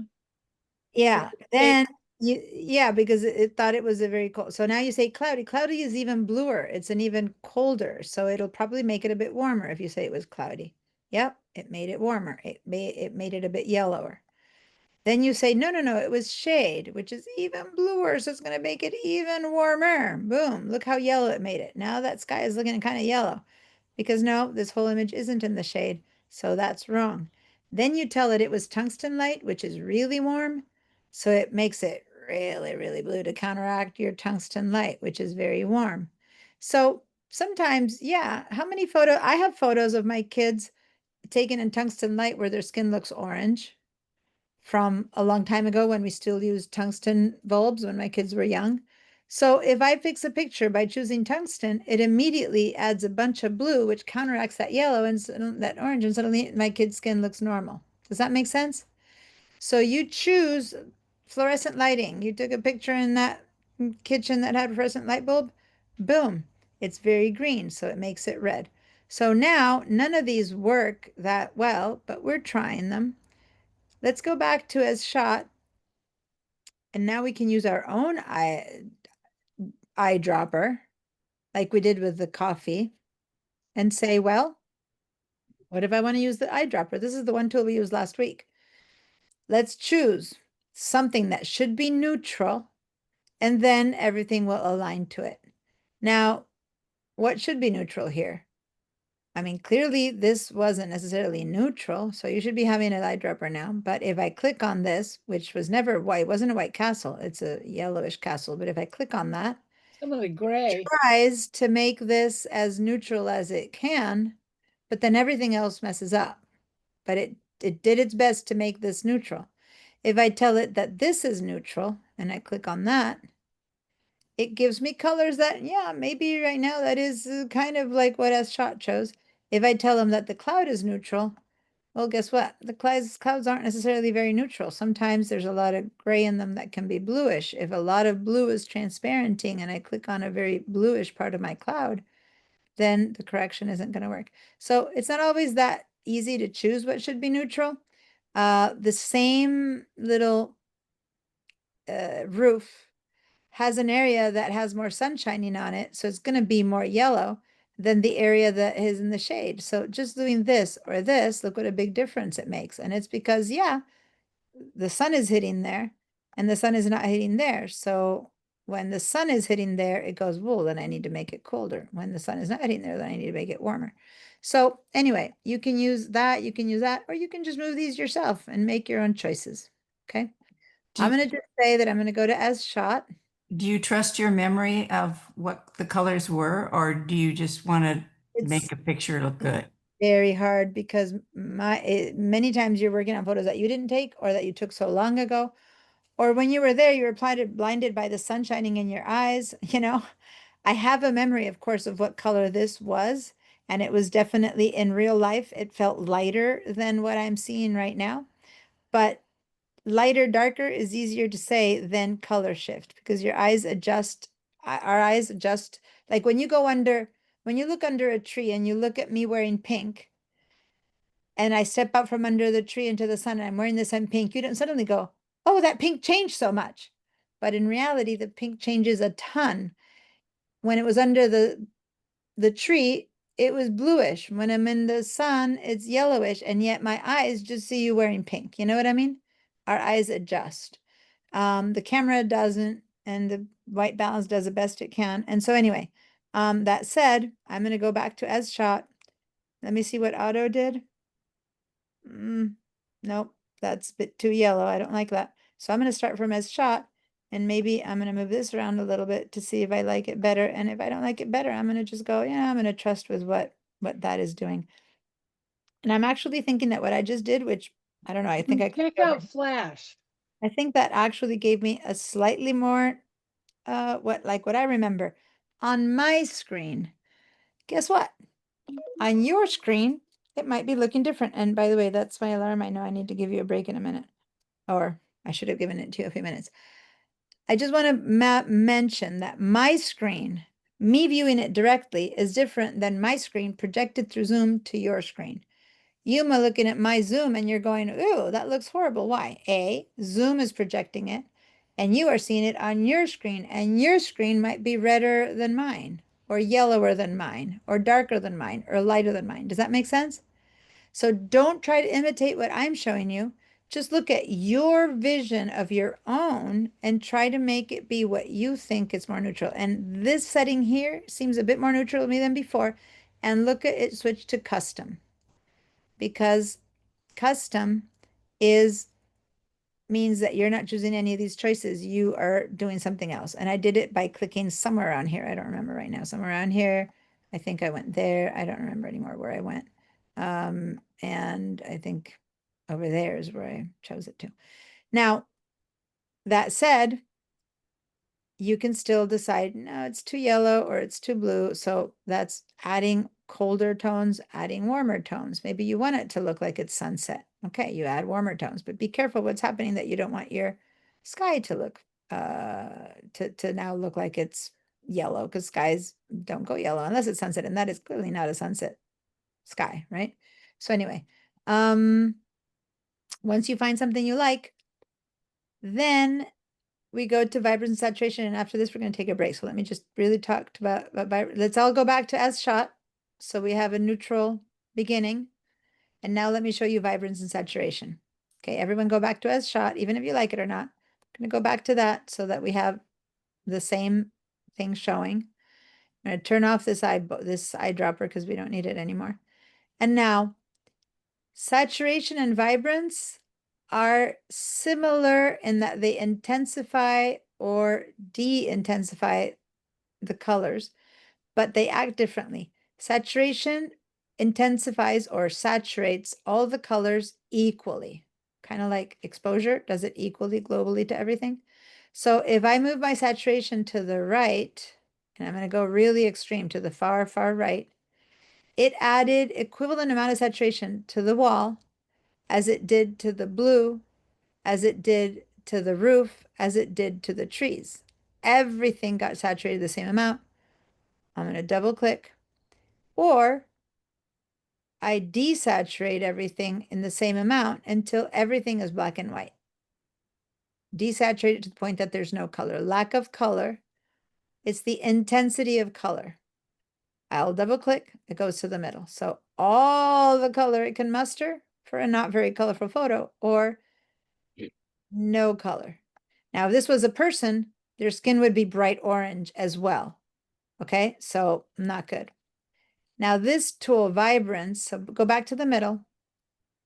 This tool, vibrance, protects the colors that are already saturated and only saturates the ones that need more saturation than others. So it's more variable. It looks at the image and goes, well, my blue's fine. I don't need to make it bluer, but my yellow is not. Or my yellow is fine, but my blue is not. So it saturates more where it needs more, and it desaturates less where it needs less.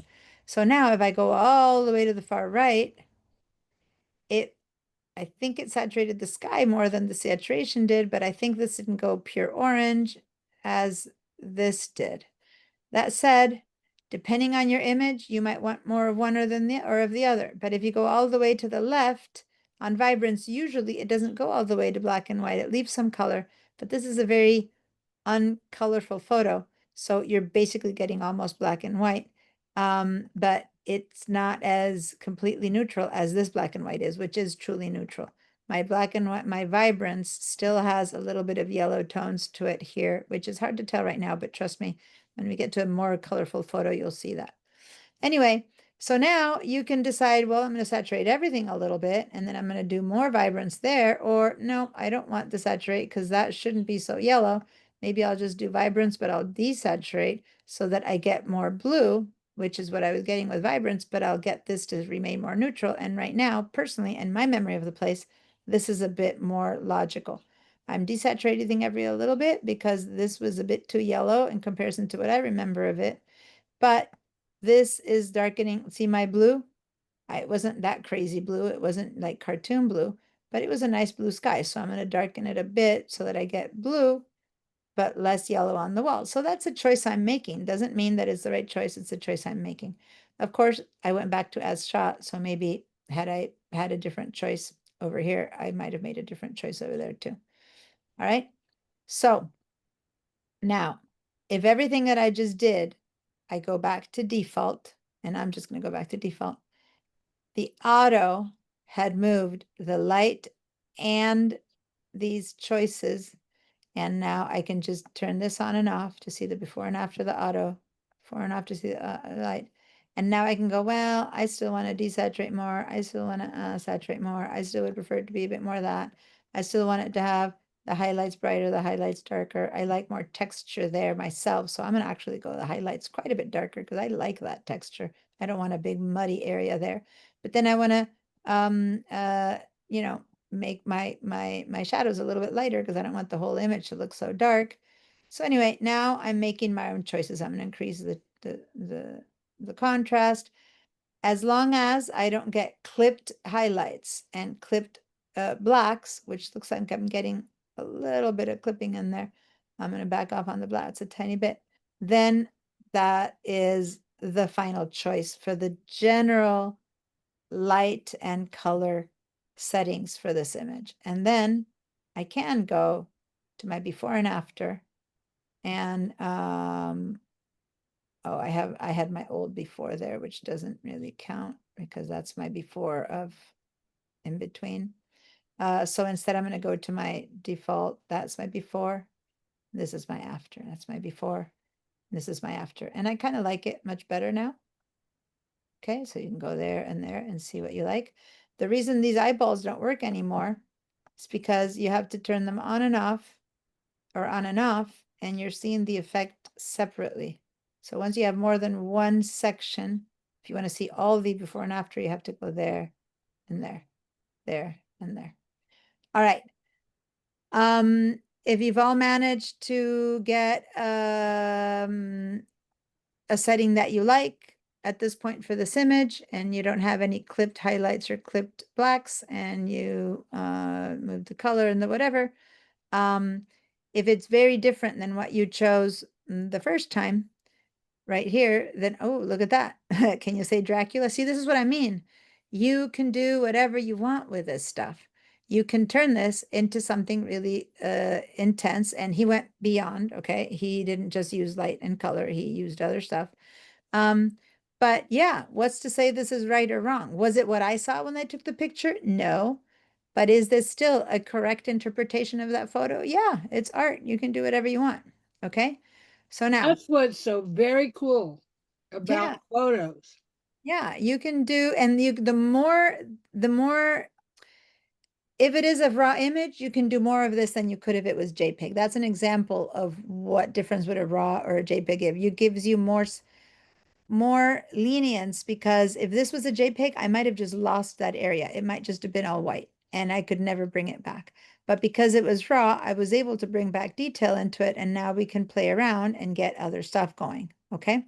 Now, what I want us to do, because I don't want you to lose these settings, is whatever settings you chose, Ed's Dracula settings and everyone else's probably more neutral settings because you haven't yet played, I want you to save these settings so you don't lose them. And then you can go and play and do something Dracula-ish or Disney-ish. And then you can come back to these settings. So I'm going to teach you how to go and do and give different settings available so that then you can play. Because I'm set here going, I like it, I like it, I like it. I don't want to lose it. I don't want to go play and be Dracula. Does that make sense? So let me show you how to do that. Choose settings that you think you can live with. Choose some settings that you can live with, that you like. And now we're going to head over here to this set of tools, and we're going to go right here to the snapshots. Okay, click on the snapshots. right there. All right. And once you're here, watch what I'm going to do. I'm going to click one time on this little icon, which is the icon for a new, which basically little dog-eared page for Adobe has always meant new. Click on it one time and it tries to give you the time you created the snapshot. I'm just going to call this one neutral color correction, for example. Just give it a name to like bright day, or Ed might call it Dracula. Just say that. So that's the settings that it's saving. It's setting the setting, it's saving the settings of my neutral color correction. Once you did that, give me a yes to make sure everyone followed this instruction. Okay, give me a yes. All right. Okay. All you had to do is come to the snapshots and then just click on that one time and give it a name. All right. Now, let's go back to the tools that we use for editing over there. Bing. Now I'm going to just kind of go back to as shot. I'm going to double click on everything, and you could just go there and default, but I'm going to just kind of double click on everything, bring us back to the middle. And now I'm going to say, well, I actually want to do something totally different, and I want to make it really contrasty, or I want to bring my highlights down, or I want to make my shadows, whatever. And I know I haven't shown you other tools yet, but even within these tools, you can decide to make it look really blue or really yellow, or just make yourself a very different decision just now, because I want to have something that is so different that it is very obviously not the one from before. So here I am only playing, I haven't shown you other tools, so I'm not playing with other tools yet. Okay, I'm gonna bring my blacks back a little bit. And just with the same tools that I just showed you, I've got a very violet-y kind of version, which is kind of ridiculous, but again, I'm not moving down to all these other tools that are used, just these two. I want it different enough that it is clearly not the same one, okay?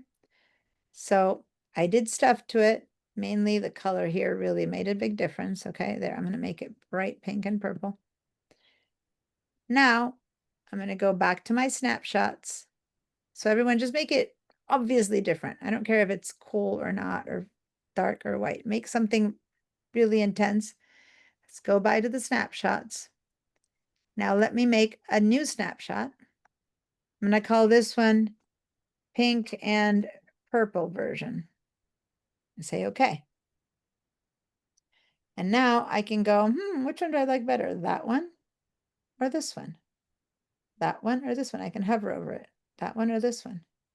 If I click this one, when I go back, my settings are there. When I click this one, when I go back, my settings are there. So I can make many versions of this same photo. Now I can have Dracula and pretty pink, or maybe I want bright, pastel-y pink or something like that, whatever you want to do. So you can keep playing with those. And then I can just say, well, I don't want either or. Those are good. I'm going to leave them there. Now I'm going to go back and I'm going to make a plan C. I'm going to make this be very blue and green. Okay, now I'm going to go back here and I'm going to make a new version called blue and green. Now, within reason, I'm just trying to forcefully make some weird stuff because this isn't necessarily something I would normally do. But see how you can keep different versions of this image? In real life, it's more like, okay, should I do this? Should I add a little bit more of this, a little bit more of that? And then I can kind of go back and forth here and see 3 different corrections that I like all of them, but I want to see which one's best. Like normally it wouldn't be these 3 really different ones. Does that make sense? But maybe it is. Maybe I do want to sometimes put this in the back of my webpage looking like, a horror movie, or looking like I went to Disneyland. And maybe I do make 3 versions. Good news. When I save this file, I'm going to say done right now. Let's all say done. When I go back to Bridge and open it up, it's sitting on the last one that I chose, but if I open it up, I can go back to snapshots and now choose the other one. And I say done. It stays with the image. Now I've got the green one. Does that make sense? Mhm. I keep those settings, these snapshots with the image. And I can select to one or the other. Pretty cool? Yes. All right.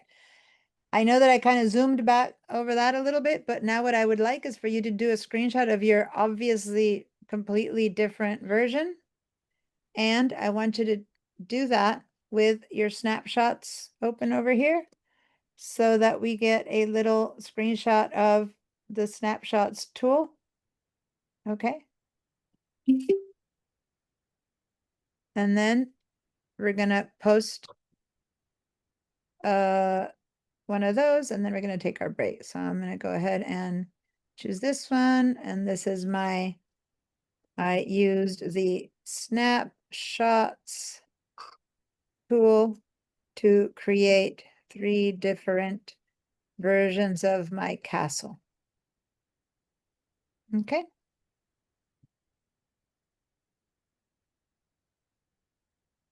That's so fun, Ed. I like that. Okay. All right, guys. I'll let you post it in your time, but now I'm gonna calculate 15 minutes and we're gonna go on our break. It's 3:25. That one's easy. Be back at 3:40 p.m. I'm doing something wrong. I did it once, but now I I need want to take the second snapshot. Hey, And Barbara, yeah, I do need to run. I need to use it. okay, I'll come back and help you when we come back. Okay. okay, thank you. 3:40. Keep I don't know what I did. I can't repeat it. Thanks.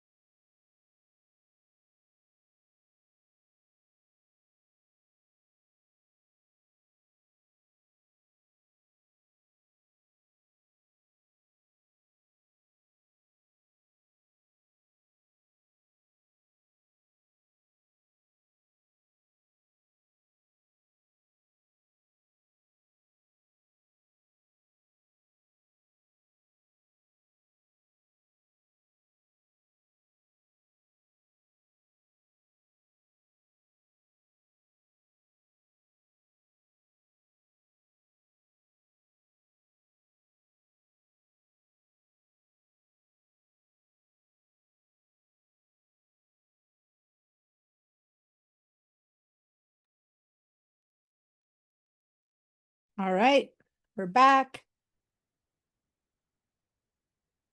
All right, I'm looking at what you guys are posting on the Padlet. All right, funky stuff. Wonderful. Well, that looks great. Looks like most people found their settings. All right, so Barbara, do you still have your question about your snapshots? Anyone else who still has any questions? Good time to ask before we move on to something else. You're muted, Barbara, so I can't hear I you. think I've got it figured out. I've got 3 snapshots saved anyway. Looks like if that means you figured it out, perfect. Now if I can remember it tomorrow. I have to do it some more today. Well, basically, you go to here to the snapshots and then you click on this little icon. There it is. That's it. So you make something else, you make something new, and then you go to the snapshot and you click on that and you call it orange. Okay. So basically, making the snapshot isn't the hard part. The hard part is, well, how do you go back to the normal one? There is no normal one. These are all different ones. Wherever you're on, you go back and you start again, right? You move and you do whatever you're going to do at this point. There's just nothing left of this image, poor thing. I've But messed. when you go to as shot, doesn't it take you back to the original? It takes it back there, but who knows whatever I did here. So I'd have to double click. Yeah, you know, like it's not that hard. Or I can click here and go to neutral. Then I start again. And then I make my new version. Okay, as shot doesn't take you back to the first one. As shot is just for color, but not for light. So if I go here, and sometimes you want to go back with color, but you don't want to go back with exposure, or you want to go, well, maybe other effects that we haven't. Right. So Okay. you go to camera raw defaults here, everything goes back to 0. And what if you had a lot of stuff that you wanted, and all you wanted to do is change the color, right? So then you only change that one. So you decide what you want to do, and then you go over here, and then you save it again as your new one.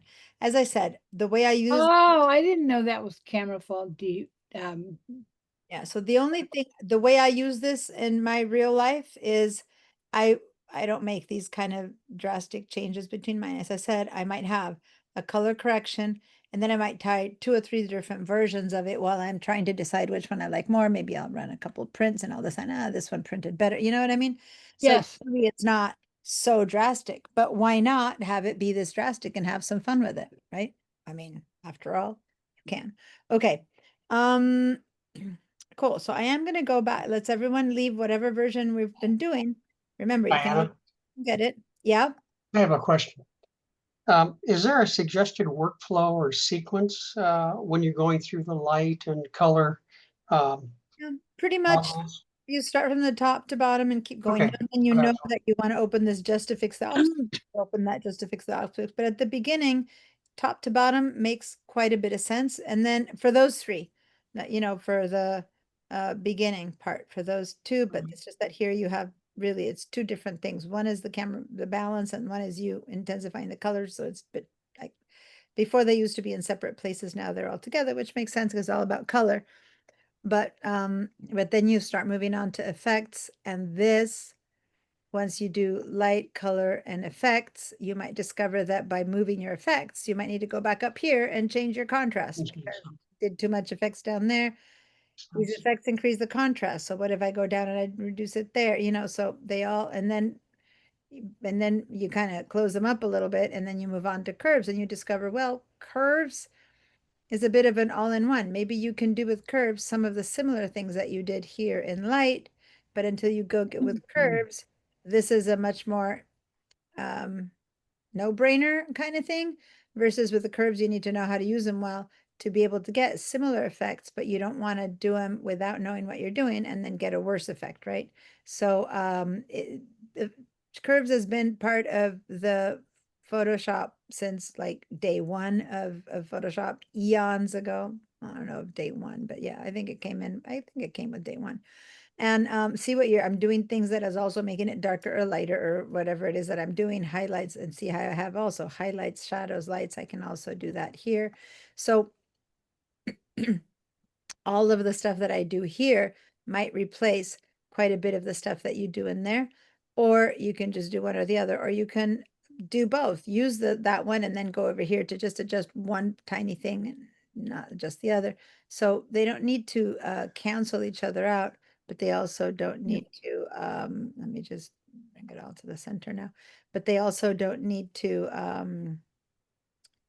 they don't cancel each other out, but you also can choose to use one or the other, or you can enhance one with another and just do one little change, or here you can go and choose a color. So over here,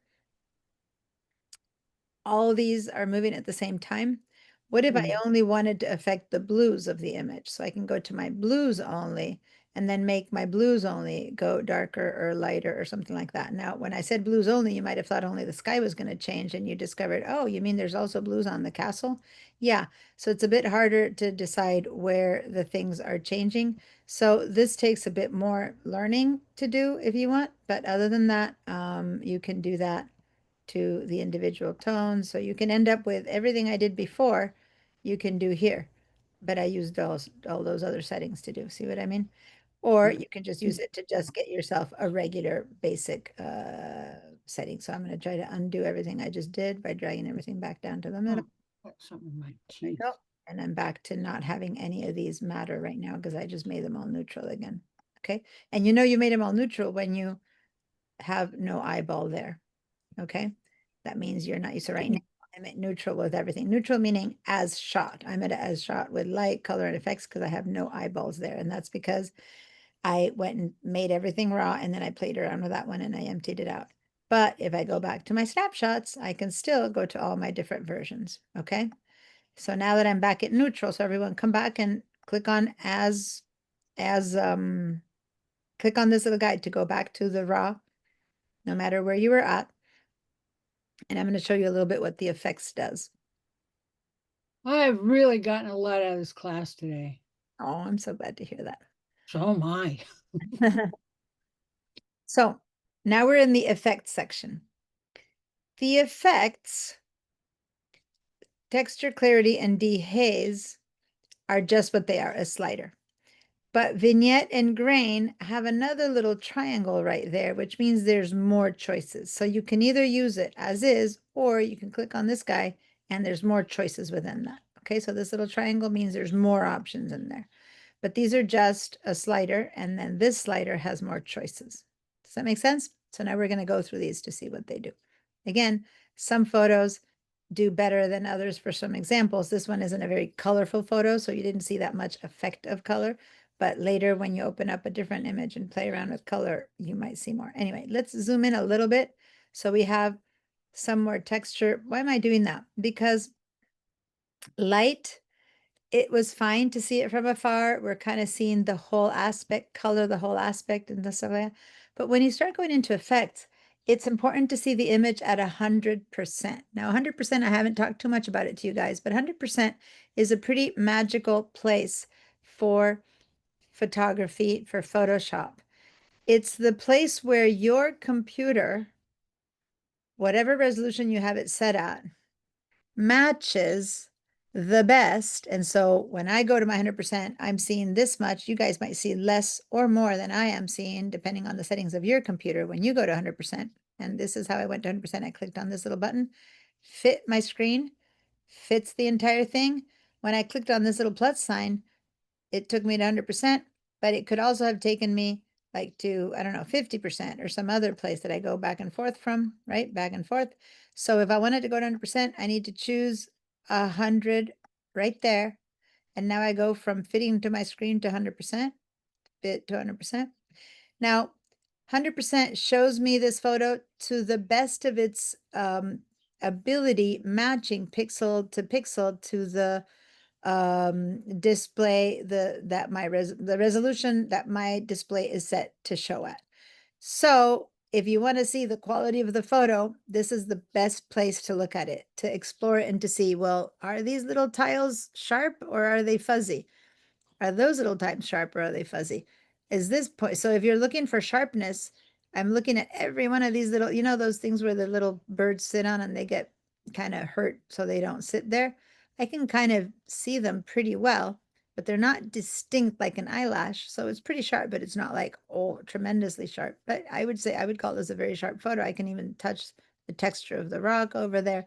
But if you had seen this at 100% and you thought, yeah, that's good, that's sharp, it's because everything by far looks sharp.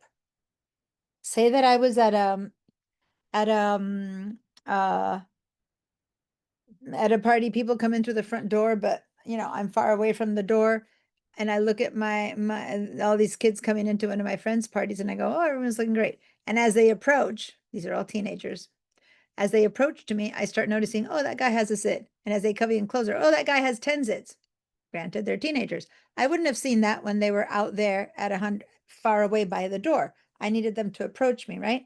So if I look at this and if I try to see the texture of that stone, well, in reality, I'm probably seeing the color, but I'm not sure I'm seeing the texture of that stone. If I go to 100%, yeah, now I really am seeing the texture of that stone. So now I can tell if it's good.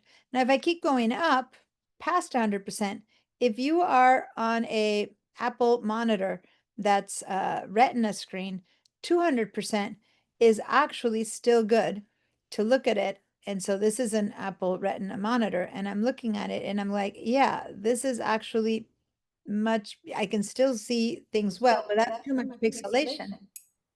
I'm gonna, Should we be seeing? oh, sorry, Alan, do we need to be saving this? No, not yet. Just a quick question. What Yeah. you're seeing, we're just seeing your face. We're not seeing the image, what you're trying Oh, to okay, show I'm us. gonna stop my share and share again Yeah. so that you can see it. And then mute yourself, please. Okay, Oh. back to Photoshop. There I we can- go. I can mute you. There we go. All right. So now I'm at 200%, which for my screen, for my Retina screen is okay. Yet if I start looking at the edges, you're already beginning to see pixelation and edges that aren't straight. Okay. So it's not ideal. Ideally, you would look at 100%, or look what happens if I look at 400%. Now I'm seeing everything kind of jaggedy. So this would be a very bad place to look at this, say, is it sharp or not? Well, it's all looking fuzzy, but not because the photo's fuzzy. It's because it's pixelated. Am I seeing it beyond 100%? Does that make sense? So you want to keep yourself at 100%, at most 200% if you have a high resolution screen, to really look at this and go, yeah, this is how it's going to print. If I print this image, it's going to look as sharp as this at 100%. Okay. This isn't the size it's going to print. This is the quality at which it's going to print. Does that make sense? The distinction I'm making? All right. Because as I said, I might be seeing this bigger or smaller than you are at my 100%, because it depends on my screen resolution, and you might have a different resolution. All right. So at my 100%, do you have a question, Alan, or should I mute you? No question, then I'm gonna mute you. Okay. Got it. Thank you, Michael, for your comment. And thank you, Ed, also for your comment. Okay. So now when I am at 100%, these are the way to see these effects, because these effects are going to work on the minute details of my lines. They're going to make things look sharper or less sharp. They're not going to affect it. They're overall, we're going to see an effect of the whole image, but it's important to not make these changes ever at far away, because you might over texturize and over clarity or over, do any of these overly too much if you're not seeing them at 100%. So you need to go up to 100%, set yourself in some, neutral place of the image where you're seeing sky and texture, play around with these, and then look at how it looks on there. And how, for something that looks, you might increase the texture and this wall might look wonderful. And then you go look at the sky and suddenly have all these speckles on the cloud where they shouldn't be. So you need to have a bit of everything visible, and or make your changes and look at it everywhere at 100%. Okay. So now this is kind of a bit of wall, a bit of roof, a bit of sky, right? So I'm going to use that ish setting and start playing with these one at a time. And you want to do them one at a time, because when you add one to the other, then you can't distinguish what they do. So let's start with texture. Once again, these things need to be done gently, but to teach you what they do, I'm going to go all the way to the end. texture all the way there, all the way back, all the way there, all the way back. Now, for you to really see the changes, you need to do it on your own computer. Now, if I go texture all the way there to the top, and I look at these little circles, they've become much more distinct. Like I can really feel if I go to this wall, it looks really gritty. Look, I'm going to go down, double click to the middle.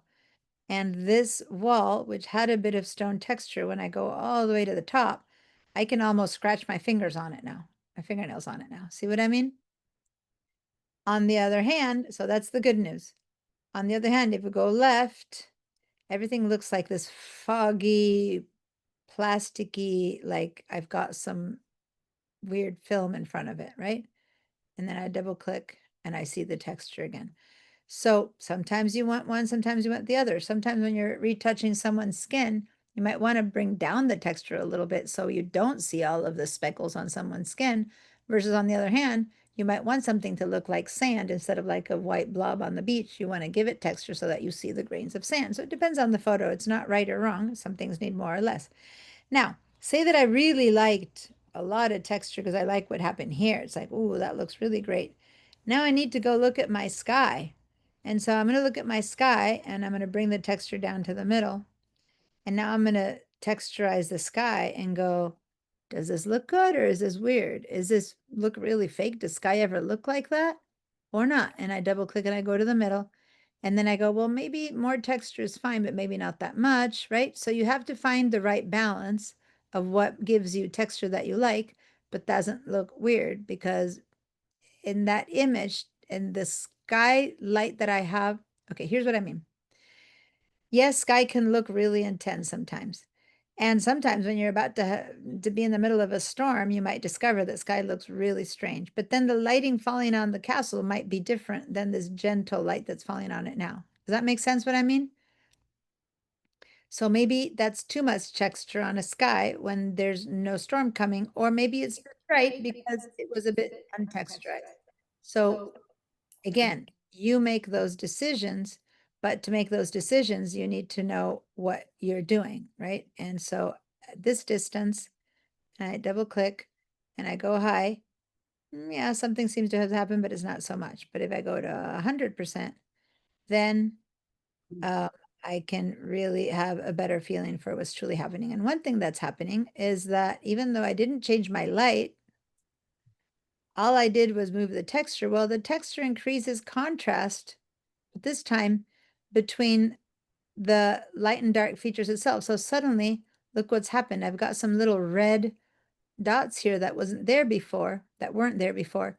And that's because by increasing the individual texture of these little bits, I've managed to find some little white without detail spots in this ceiling. See what I mean? And in a few more spots in the sky than when I didn't have texture.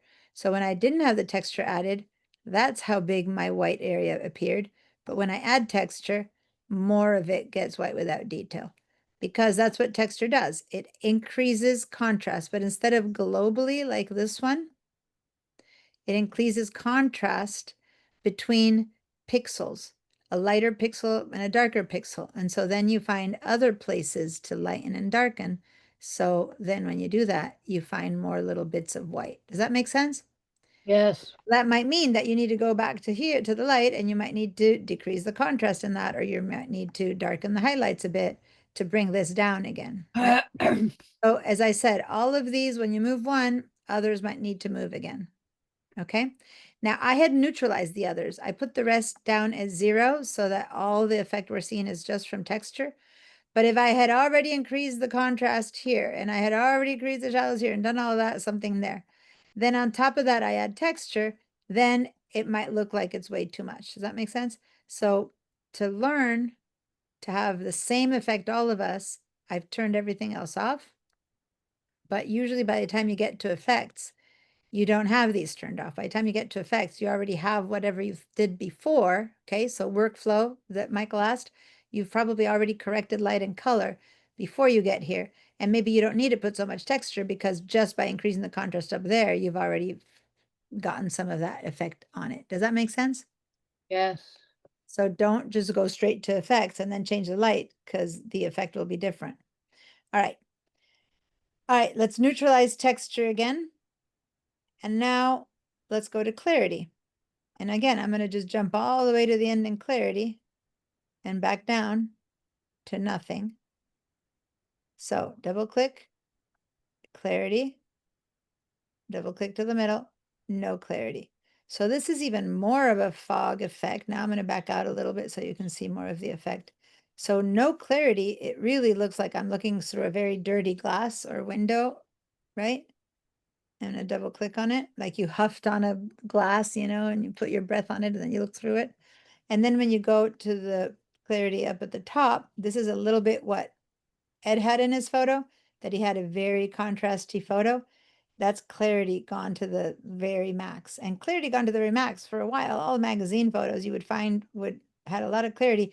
It makes everything look grittier. Like if you have a street photo and New York, and then you increase the clarity, suddenly it looks like a gritty backstreet photo of New York City. You know what I mean? So it's an effect that might really work for your story, or might be like, oh no, this is the Disney castle. It can't look gritty. Let's go down and make it all like, oh, fairy tale. You know what I mean? So it's a decision that you make, but I would recommend never just exaggerate or do something again without seeing it 100%, which I'm not right now. So 100%.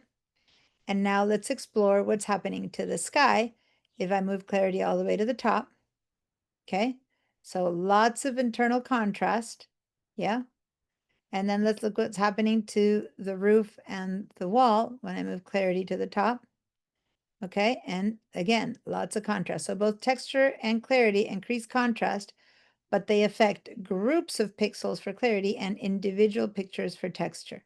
So you might want to increase the clarity a little bit and increase the texture a little bit, but neither. So now you have a nice gritty wall, but when you look at the sky, it doesn't look like it's, you know, Armageddon is coming. It just looks like a bit more textured. And if you still think it's too much, then you bring a bit down. And so you play around with that. Okay.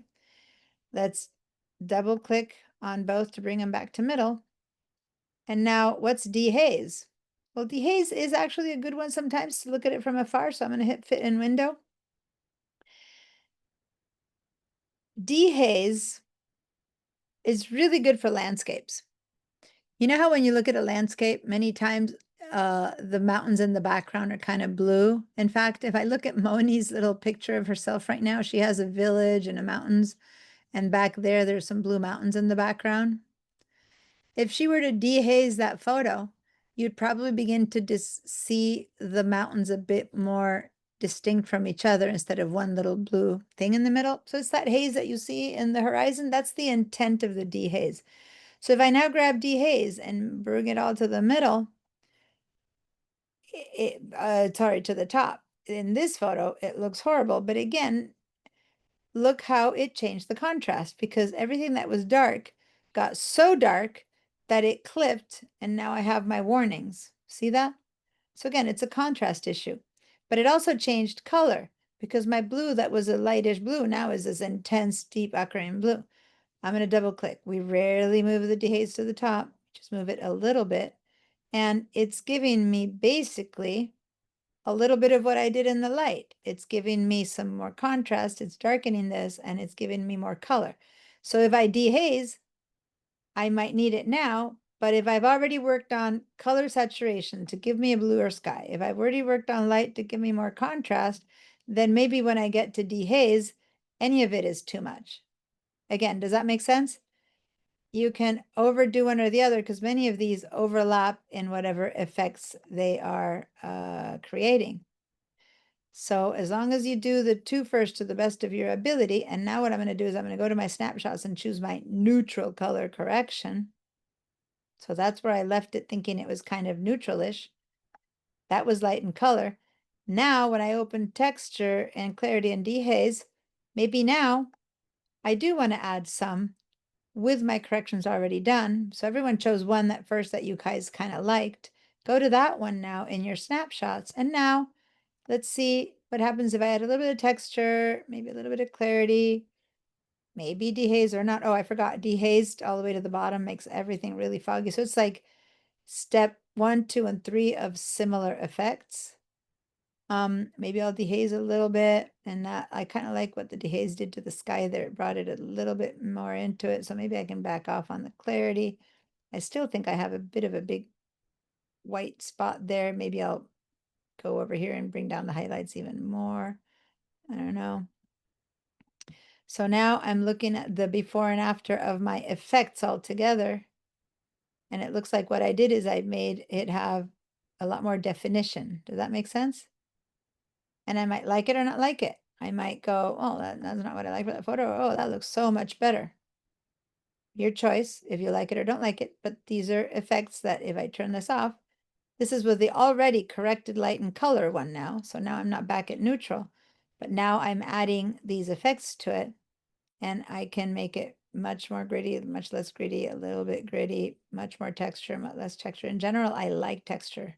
I do like texture. Some photos don't work with texture. I like texture, but I want to be careful when I have sky. Sometimes the sky ends up all speckled and spotted and it's really fake.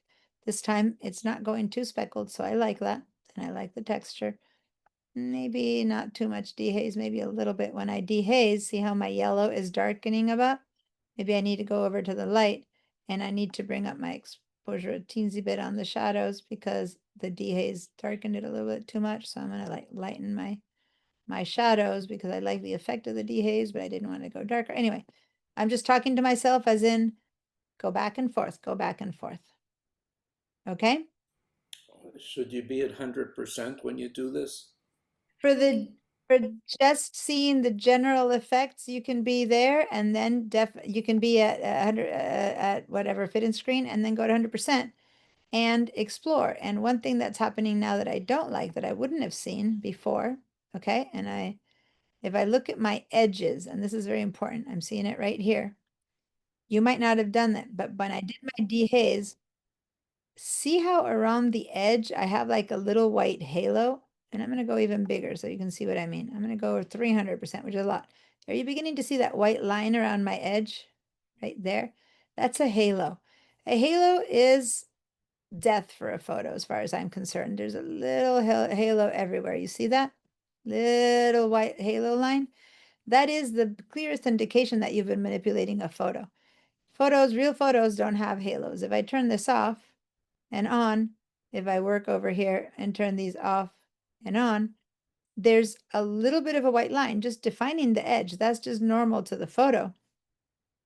But when you enhance texture, guess what you enhance? You enhance that halo as well. So you wouldn't have seen that if you were at 100%, but outside of 100%. But if you're at 100% and you begin to see that line, then you might, especially here, this one right there is bugging me. Right there, it's looking so fake. That one. The rest I'm okay with, but that line I don't like. So now maybe I need to back off either on the texture, nope, making no difference. Maybe on the clarity, making no difference. Maybe on the dehaze, making no difference. Maybe it's all three at the same time. Take them all off for a second. And there it is. The thing is that there was a little bit of a white line already right there. But by adding texture and clarity and dehaze, it became much whiter. So this is the kind of stuff that if you really don't like the effect, there's nothing you can do about it in Photoshop, in Camera Raw. What you need to do is take these features off, go into Photoshop, do the similar feature in Photoshop, and then you can mask that little bit out. So over here, it doesn't get so intense. Does that make sense? Now, do you have the same tools in Photoshop? Yeah. You have a few of them, but not the same, and they work much better here. So what you do instead is you do them here, you go into Photoshop, and then in Photoshop, you create a mask and you fix this by darkening that little line, which you can do. In Photoshop, you can do a pixel by pixel correction, which you cannot do in Camera Raw. Okay? But you keep an eye on that and you go, I got to fix that somewhere because I don't like that. It looks like a cutout, like I cut this castle out and plopped it onto this sky. Does that make sense? You got to keep an eye on that. Most of the rest of them I don't care so much about, but I definitely don't like that one. It kind of feels like cutting out my tower and slapping it onto this. All right. Great question. Thank you. Now I haven't explained vignette and grain yet. Let me go first to grain because I'm already at 100%, and then we'll talk vignette. So grain, when you move the grain, it's gonna ruin some of what you gained with texture. Grain is something that a photo might or not have a lot of depending on how you took the picture. So when you take the picture, depending on the exposure settings on your camera, you might end up with a lot of grain in your picture or not a lot of grain. Now, in the computer, for many years, this has been called noise. In the world of photography, for those of you who were into photography before digital cameras, it was called grain. Photos look grainy or not grainy. It had to do with how high you were exposing it or not with your ISO. If you were trying to shoot something that's indoors, that's dark, and you were raising your ISO, you got a very grainy image. If you're outside in the daylight, middle of the day, on a bright sunny day, you got and you had a low ISO, you had no grain. It was a very clean image. For a while, they called the similar effect noise. There still is a place to fix noise in here, but they've added this one called grain. So watch. Oh, I didn't show this one when there was no other effect on, but that's okay. So I'm going to go to 100%, and we're going to look at the shadowy areas of the image. So the darker areas show grain much better. So like over here, I'm going to see more the grain, then I'm going to see it in the white part of the sky. So I'm going to try for something like that, where I see some of the darker part of the sky and some of this. And I'm going to throw grain all the way to the top. Do you see that grain now? I went crazy. I went all the way to the top, but can you see what I mean by grain? I mean, it literally looks like maybe like newspaper. It's like you're seeing each little pixel. You truly are. Each little pixel is being enhanced, and you're getting lots of little white dots. So I'm zooming in, okay? And what you're getting, and I'm going to go to an area that doesn't have red over here, but each little pixel, and as I zoom in, it's trying to go there, is being enhanced in contrast. And I went all the way to the top in grain so that even my sky here has some white spots and some dark spots, which if my grain was down, I have none of them. So see how I'm looking at it 900%, 1000%. So I'm seeing pixels right now. I'm gonna go even bigger. I'm getting to 1600%. See how you're seeing the pixels there? I can see my pixels much more distinctly if I elevate the grain or if I lower the grain. And it's basically enhancing the contrast between each pixel. Does that make sense? So if you do too much of it, you're really bringing just fake grain, which is pixels, into the image. Some people like the effect of grain, some people don't. Definitely, I wouldn't make it happen that way. But there's subtleties to grain. If you open this up, you can discover that as you make the grain higher, and I'm going to go extreme high, well, maybe I'm going to make it even softer or even sharper, or smaller groups or higher groups. So as an effect, it's up to you to move these around and see how much of an effect you want. Or you just move this and go around. Now I'm going to go back to 100%, which is where we should be looking at this, and go, well, does this photo have too much grain already and I need to fix it, or do I need to add grain to it? Now, sometimes you need to add grain to it. I'm not going to say what I think about it. I'm going to ask you, do you think this photo needs to add grain to it? I'm seeing I Lacey. don't. Does anyone like grain, even a little or a lot or none in this photo? I would say, for me, since I'm only getting two of you guys voting, I heard Barbara and I saw Lacey, I would say no. Definitely, this photo to me does not need a single iota of grain. I'm gonna, Alan. I don't think this needs grain at all. In fact, A lot of photos need to be degrained or denoised, but very few photos need to be increased in grain. And if you do, it's because you're going for a certain effect. And in this case, I don't need that effect. If I put that much grain, it kind of looks like when you when you cut out a photo out of a not very well printed magazine, you know what I mean? If I wanted that effect, yeah. If I'm trying to make this look like a 60s picture that I'm putting a model in, 60s clothes, maybe I want that, but I don't want that. So no grain for me on this one. Okay. Now we have a denoise, which is the other way around. If your image came in noisy and it has some grain, this one is a little bit grainy. If it has a bit grain, you can actually take the grain away. And when you do that, you're actually going to lose some of that texture, clarity, and dehaze and sharpness that you got. And that's down here in the details. And in the details, you have this thing called noise reduction. And we're going to see that when we get that denoise and stuff like that. Oh, I'm going to cancel that. I don't want to do it yet. But the denoising feature down there is really powerful. All right. So that's grain. And then vignette.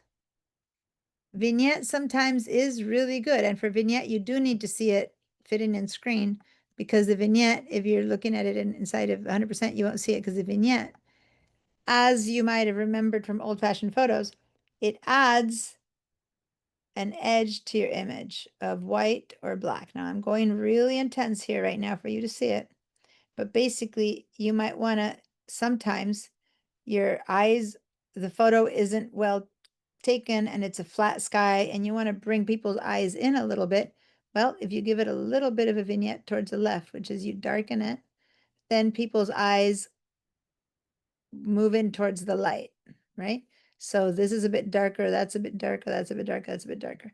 If the photo doesn't need it, I think this photo per se doesn't need a vignette, but if it does, it might really help to make a very subtle one. I really hate very obvious vignettes myself, but some people like more fake looking photos and that's their style of editing. Some people might like Ed's photo probably had a vignette. Let me see. I have a feeling, yeah, that on this one, see how he has the corners are really dark. So amongst everything else he did, he also added a pretty intense vignette to the edges to give us like, ooh, the light is only in there. Does that make sense? So again, it's not right or wrong. It's what's the effect you're trying to convey. Now, if I go to the right, it's a white vignette and it makes it look a bit like those old-fashioned photos that are fading on the edges, or even I remember in the past where people would on purpose, I'm going to turn the white off. People would on purpose print photos like this. I see from my grandmother's photos that had like this little blurry edges like that, and it was like considered an effect or whatever. So if you're trying to make that effect, that works. Now, the good news about the vignette is that you can choose the shape of that vignette. So once you start giving it an effect, so I'm going to turn these guys off so it doesn't look blue or white. When you start giving it so I'm going to give it an intense vignette right now. Well, I could go over here and say, I only want the vignettes on the highlights, but not on the shadows. Or I only want it in the mid, I'm going to make it be tighter or bigger. Or I'm going to make it be rounder or squarer. Okay. So you can change, or you can make it be smoother, more feathered, or sharper. You can have like basically a very sharp vignette. Okay. So this is changing the vignette. So I myself would have probably a bit of a feathered vignette and make sure to make it round and then have it, if it's I'm going to do it, I'm going to do everything. And then I'm going to make sure to not have it be so intense. Now, what if I hit and I make it intense so we can see it? Highlight priority. Well, I want it to vignette more of the color, or I want it to vignette more and make an overlay over it. So highlight priority is the basic default, and I'm going to leave it there. And then I can go over on the other side and make it be white. So I'm going to go over here and I'm making it be, sorry, not there. I'm going to make it be a white vignette, and I can choose to make it be less or more round. I can have it be like that. So again, it looks like an old photo. I can feather it less so it looks like the edges. Okay. So that's vignette. I'm going to, for example, I'm going to save this vignette to have it look like I was there, many years ago. I'm going to go to the snapshot and I'm going to make a new snapshot and call this one, whatever. Postcard. rounded corners. Oh, there we go. Postcard vignette. There we go. Postcard vignette. Oh, oh my God, I can't type today. Postcard vignette effect, for example. Okay. And then I'm going to back off and go, okay, I'm going to take that vignette off. And if I take it off and I try to do it again, the settings I left are going to be there. So even if I decide to not use a vignette and I go neutral, next time I try to use it, it's still set in that roundness. So I need to go back and have it be feathered or round or whatever I want. Does that make sense? I'm going to take it off.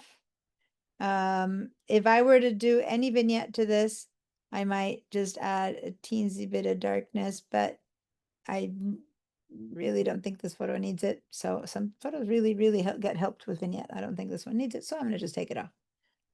I'm going to collapse the choices of vignette. All right, guys. At this point, let me choose the one with vignette just so it's pretty different.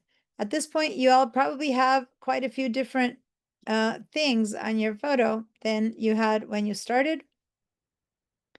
So why don't you do another screenshot, because it's been quite a while, and as we added all of the effects, texture clarity, dehaze, grain, and vignette, and in fact, with this kind of postcard effect, I might want to add some grain, actually, because maybe it makes sense to have some grain, because then it does look a bit more like a postcard, you know what I mean? I don't know. If I'm trying to say this is a photo from 1950s, that might be a good idea. And then I'm not going to have you post it right now necessarily, but I'm going to post it right now to remind you. Added some texture, clarity, and dehaze from the effects panel. I also added a postcard and chose not to add grain.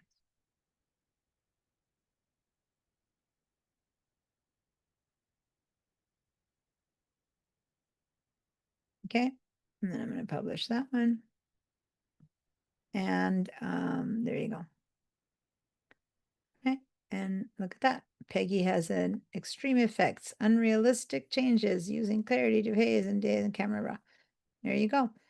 And unrealistic to whom? This could have been a photo of this castle taken, 30 years ago in an old newspaper, and maybe this is what it would have printed like, right?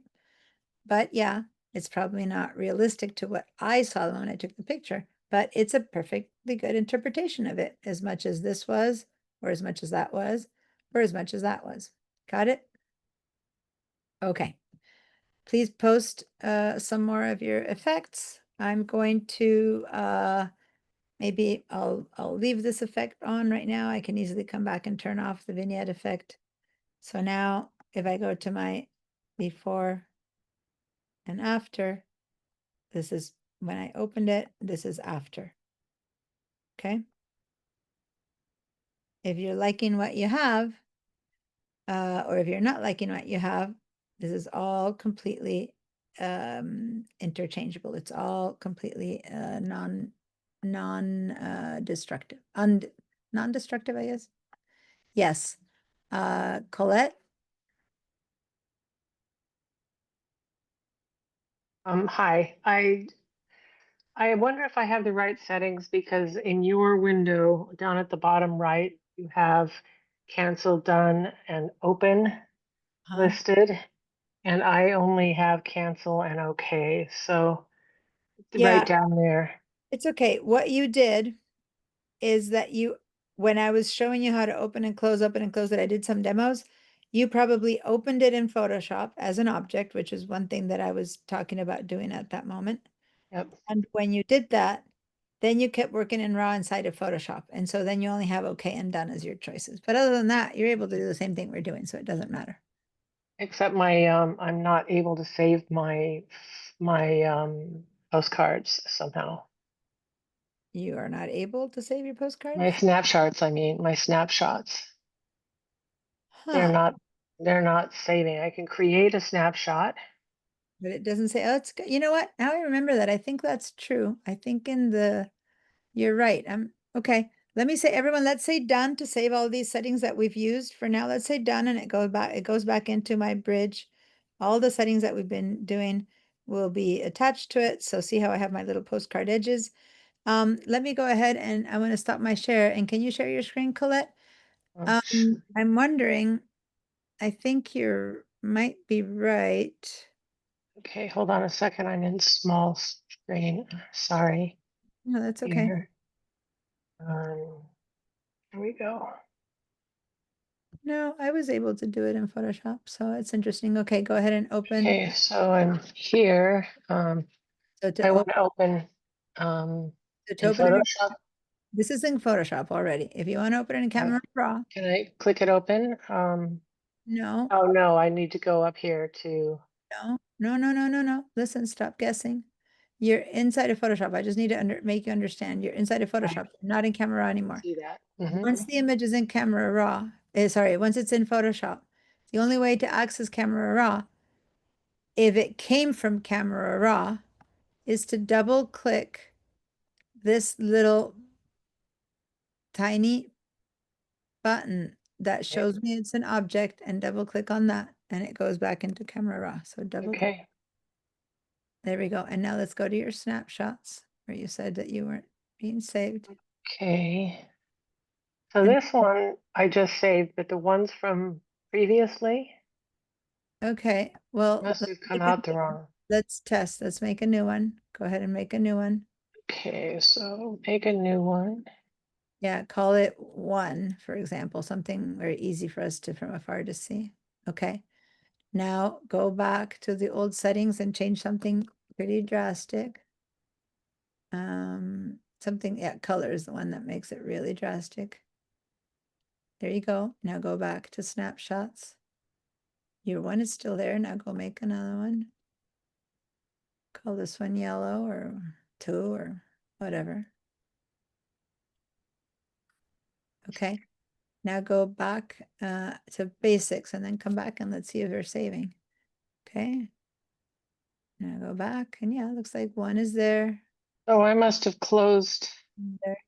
Okay, now say okay. Let's see if that's true. Go ahead. Say okay. Not if that's true. Not that I don't believe it, but let's see if it's true that they disappear. Okay. So now go double click to open it again. And now go in there. And they're still there. 2 and 3. Now I have an idea of what you could have done. Go ahead and say okay to that for a second. It's possible that you weren't aware that you were already in Photoshop. It's possible that you were thinking that you were in the initial Raw and that you might have tried to go up here to create a filter of Camera Raw. If you do that, you're creating a new Camera Raw choice, not the old one. Here?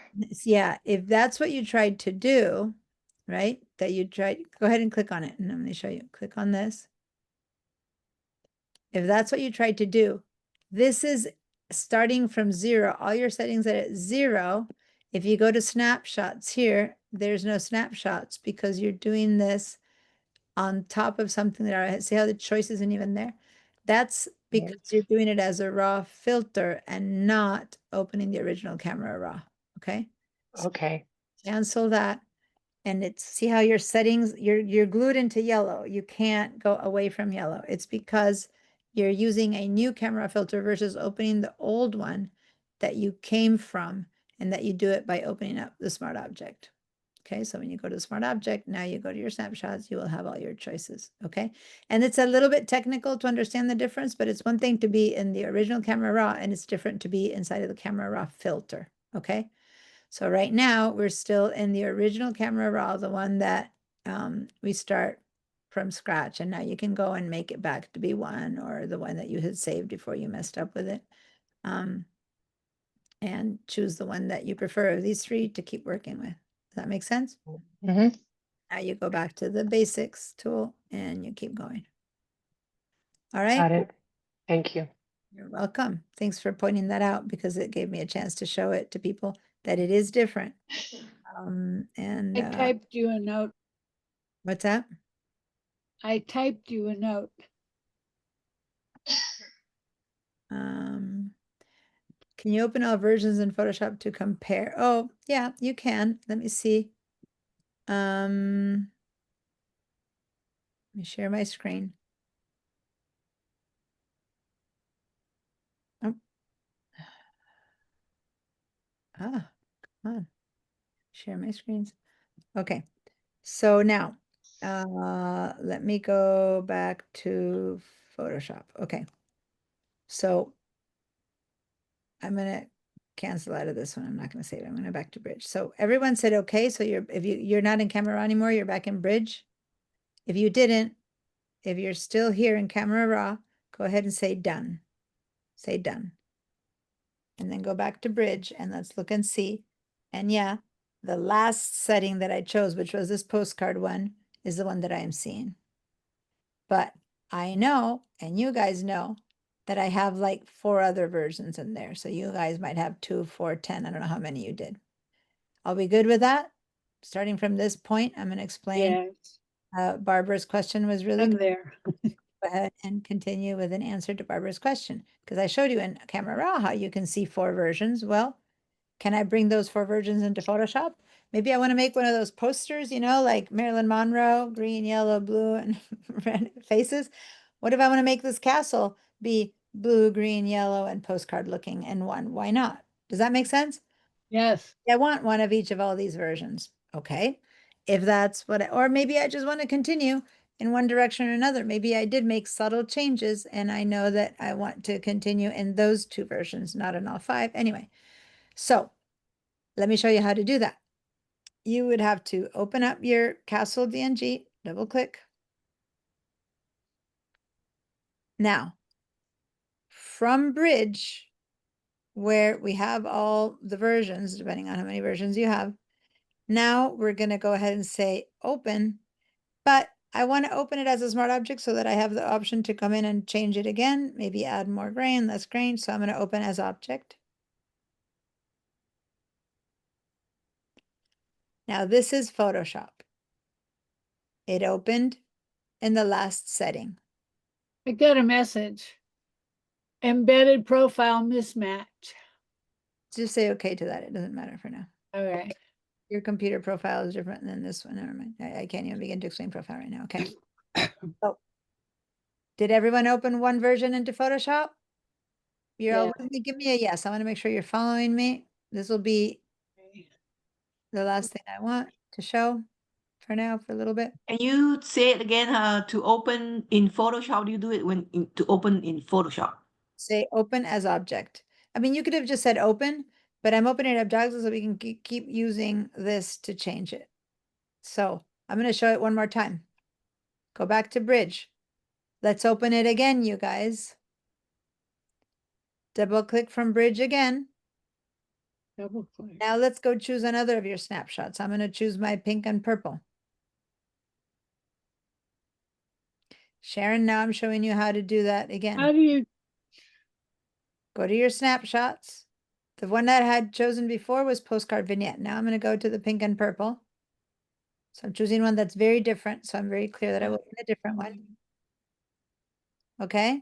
So I'm going to keep my feedback so that I can make sure, does everyone find it? Go and choose a different I'm one. lost. Go to your, okay. Go back to Bridge. Hold on. I opened Camera Raw. Open this one in Camera Raw. Okay. Yeah. The Bridge. Open it again in Camera Raw. Now go to your snapshots. Bridge. Remember your snapshots on the far right? Kind of under the little eyeball. Nope. Let me Under follow the through with what I'm eyeball. going to do for others to keep going, and then I'm going to have you share your screen. Let me just follow through. I'm going to open my snapshots. I'm going to choose Plan B, purple and pink. Now I'm going to go to my open as object. And I've opened that one in Photoshop. Now I have 4 and 5 open in Photoshop as 2 separate files. I'm lost. Can I share my screen? Barbara, let me follow. Okay, this, that's fine. do it, and then I'll have you share. So give me 1 sec, because I now people can run with that. I'm going to do it one more time, and then people can run with that. I'm going to go back to Bridge. I'm going to open my raw again. I'm going to go Hmm. back to my snapshots. Now I'm going to choose my blue and green. And I'm going to open that one as object. It opened up in Photoshop. So now I have my postcard, my blue and green, and my purple. These are 3 different photos. I'm going to do it one last time. Double click my green one. And I think I had in the snapshots, I think I had an orange one. I'm going to open that as object as well. So now I have opened 4 versions in Photoshop of the same file. And if I were to want to, I can make a collage with all these 4 versions or whatever. Now, I don't want to tell you how I'm going to do what I'm going to do, but I want to show you something just so that you can see this. And it's just going to be for a little bit. Here we go.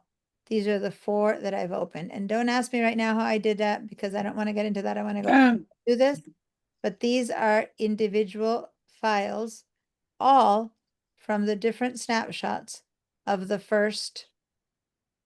one file. Okay, this is just that I did different snapshots and I'm putting this one there so you can see that it's the one with the postcard edge plus the 4 colors. And this is just how I'm viewing the windows. Like, don't worry. Each one of these is its independent file right now. Okay, so you guys play at that, opening them all up. Meanwhile, I'm going to go ahead and stop my share. And Barbara, can you share your screen? And I'm going to help you with getting to this. Everyone else Yeah, I'm totally can lost. do it. And it worked. Give me a yes.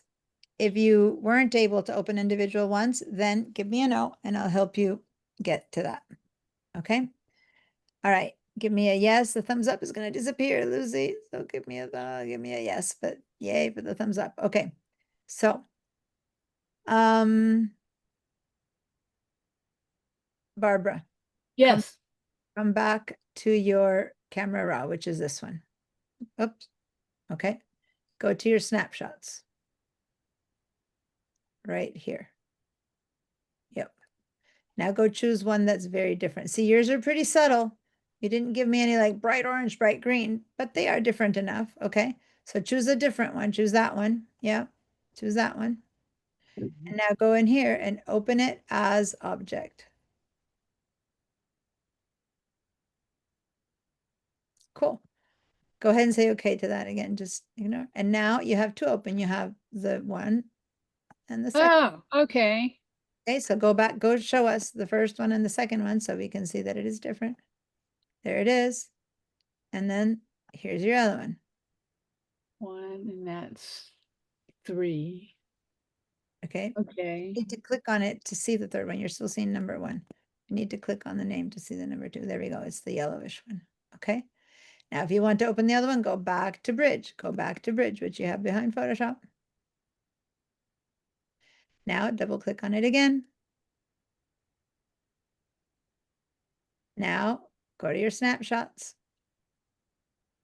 and choose a 3rd or 4th version. If they're different enough that for us to tell, I got 1 and 3, so that one. That has a strong vignette. That's pretty different. So choose that one. and then open as object. Correct. Yeah. And the reason I'm having us open as object is so we can come in here and change them. Keep saying, okay, that's your settings and your profile settings are different than mine. So now you have 3 open. 1, 2. Yeah. I used to be able to like have it show 2 or however many. Show everyone how to do that now, which is what I did. First, I want everyone to open a bunch, and then I'm going to show you how to do that. I just wanted first people to be able to open a bunch before we showed more than one.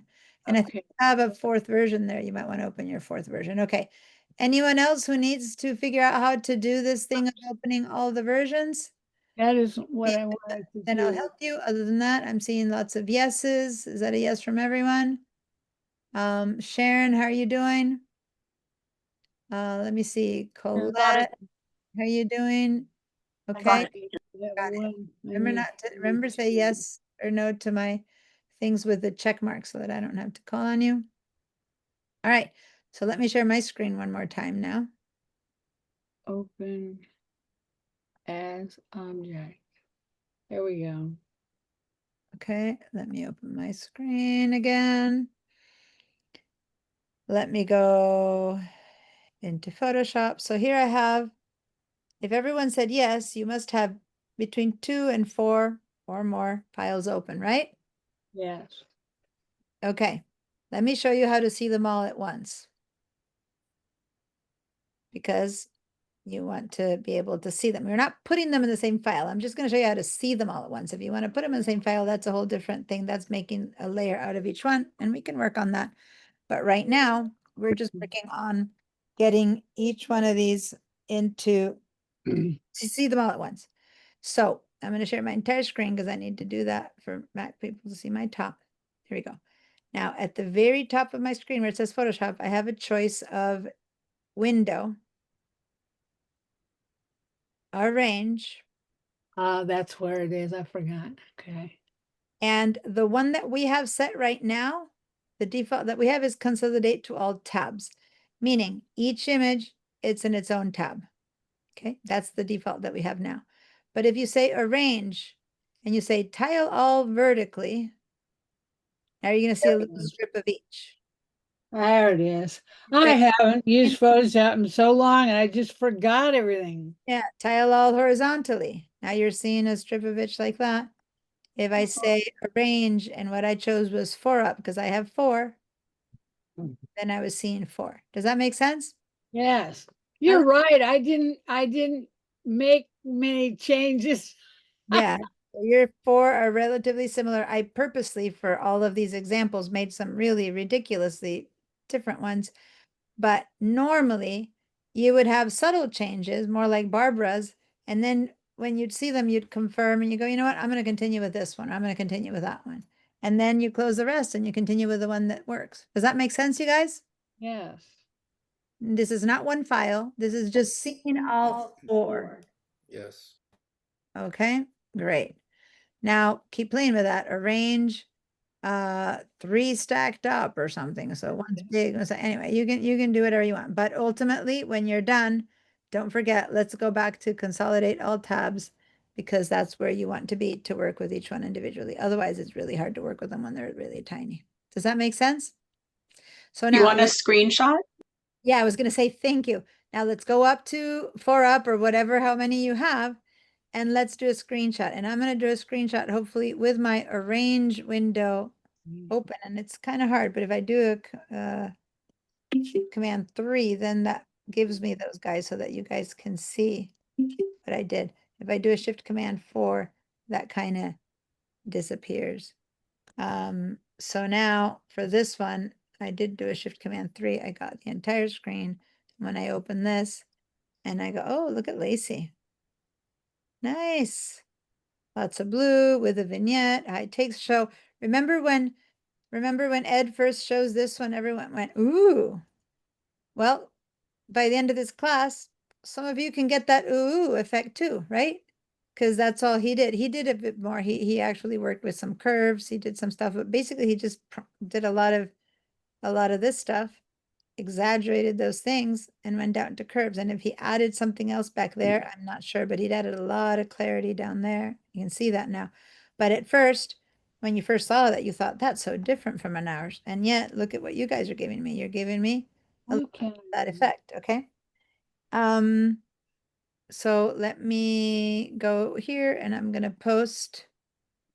I can't remember. I gotta make a snapshot of the window. Oh, I'm brain dead. Class is almost over. So, opened each snapshot version in Photoshop. Each one opened as an object, so I can continue to modify them in Camera Raw. To view them all at once, go to Window, Arrange, in this case 4 up, or whatever version suits you best, depending on how many windows with many snapshots you created.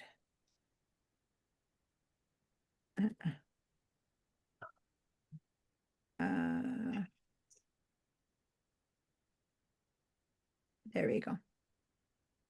All right. So Can't remember how to take a snapshot. now I'm looking at Lacey's, and she's got 4, kind of like me, very different colors. Okay. How about Karen? Karen has 1 very different color and then 2 or 3 snapshots that are different versions, probably in texture and stuff. Like I can't off the top of my head see much of a difference between 2, but remember these are subtle changes. So maybe this one has less texture and that one has more. This would be more typical of what we would be doing, subtle changes, and then you choose one to keep working with. Okay. Here's Peggy. She went vertical with her 3 versions. Okay. And then here we have 2 from Harry. All right, so pretty cool, you guys. Thank you for doing the screenshots and for posting. And then here we have Rebecca had another one open in the background when she was doing this, and so it opened as a 4th image, okay? But then you guys have 3. One is a little bit more red, one is a bit more yellow, one's a little bit more blue. Okay, so there we go. Good job, everyone. I think I showed most of the ones that are open. Here's one from Sharon where she had a very intense vignette, and then one purple one and one that still has blue. This one's more of a black and white version or a desaturated version. Okay, now to continue working, you might want to make sure to go back up to Window, Arrange, Consolidate all tabs. Okay, so that you leave this setup, or it'll be very hard in Photoshop to now work on this one because it's so tiny, right? That I would have to like go ahead and minus, minus, minus, and then I'm working on this tiny little thing to make any changes, and it just isn't practical. So this is good for the time being, but it's not good in the long run. So now I'm going to go back to Window, Arrange, Consolidate all to tabs. And then each one is under their own tab. Okay. All right. So guys, we are, I don't know, 2, 3 minutes, a few minutes away from the end of class. Oh, there it is. I want to make sure that everyone has been able to do this and has been, yes, of course, Lacey, you can go. Harry had a question earlier on in the chat saying you need grain, otherwise a lady with a plastic skin tone, especially on the wall castle. So, and these are not good or bad, these are opinions. According to, I asked who wants grain, and at that point I didn't see anyone answer yes, but Harry's opinion is that, yeah, he would like some grain, otherwise he thinks it has lack of texture. And yeah, when you go backwards on dehaze and stuff like that, it can look here. If you have, for example, dehazed everything to the point that, or dehaze is probably too much. Say that you went down on clarity to the point that you have no texture now on your walls. Maybe you think you can bring it back by adding grain, for example, right? But the grain texture is fake. It's a choice, but it's fake. It doesn't make it look more like rock. And in fact, it adds a lot of grain to the sky, which might or not be preferable, but I never saw sky truly have that. If you're going to add grain, I would do it inside of a filter where you can say maybe put it only on the wall, for example. But in this case, my opinion, it didn't need grain, and it maybe just needed less dehazing, because I think that this wall already had a lot of texture. But again, that's me versus Harry. And guess what? You're all in charge of your own photo. You can all choose what you do with your photo. And hopefully Harry does have a lot of grain in his and mine doesn't. And that's just, an artist's choice. If we all were to grab some watercolors and paint a water flower, we'd have 20 different, sunflowers, we'd have 20 different sunflowers. Hopefully it's a bit different because we're starting with the same raw material here. We have the same castle to start with, but after we all make our changes will be different according to our own visions of this castle. So Harry isn't wrong. He's just different than what I think, but nothing is right or wrong when it comes to post-processing, unless, and I'm going to say nothing is right or wrong, unless you do a lot of clipped corners. If you have a ton of black without detail or a ton of white without detail, that's actually wrong. unless you're trying to do a silhouette. What's a silhouette? A silhouette is pure black and pure white. So if you're trying to take a photo that's a silhouette, you better have pure black and pure white because that is a silhouette. But other than that, you don't want to have a sky that has white clip tones. You don't want to have a black leather chair have black no detail. You want to have the texture of the leather and you want to have the texture of the sky. Does that make sense? That's the only absolute unless that I think is absolutely wrong, except for a silhouette feature. Other than that, even the black of a photo that's black and white, that is showing you a black and white feather, you should see the texture of the black feather and the texture of the white feather. That means you have not clipped out. You can have a very white feather and a very black feather, but they need to have some detail in it to see the texture of feather. That means you haven't clipped the tones. Does that make sense? That's the only absolute no, bad, shouldn't do. What The about rest, it's your closing choice. these? All right. Now, to close these, Do we want to save them or oh, I shouldn't have saved that chain. Now, these you don't need to save right now per se. Let me just say, because we haven't done any with them. You just have 4 open files. Mhm. If you want, let me see, if you want to open each one again, all you need to do is go to open the raw and open as object each version. But since you already did that, if you now want to save each one of these individually, because that's what's next for you, then yes, we can save each one independently. So let's say file save,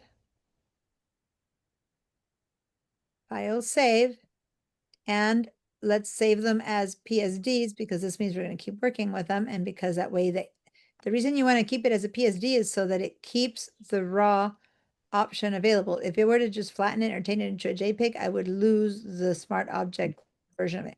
So it doesn't look layered, but the raw feature of smart object. I'm going to call this one Castle Orange. are we going to use these next week or? No, at this point we won't, but you're welcome to do it yourself. I'm going to call this one Castle Orange, and then I'm going to save it. And then I'm done. Then I'm going to go to this one and save this one, Command or Control S to save.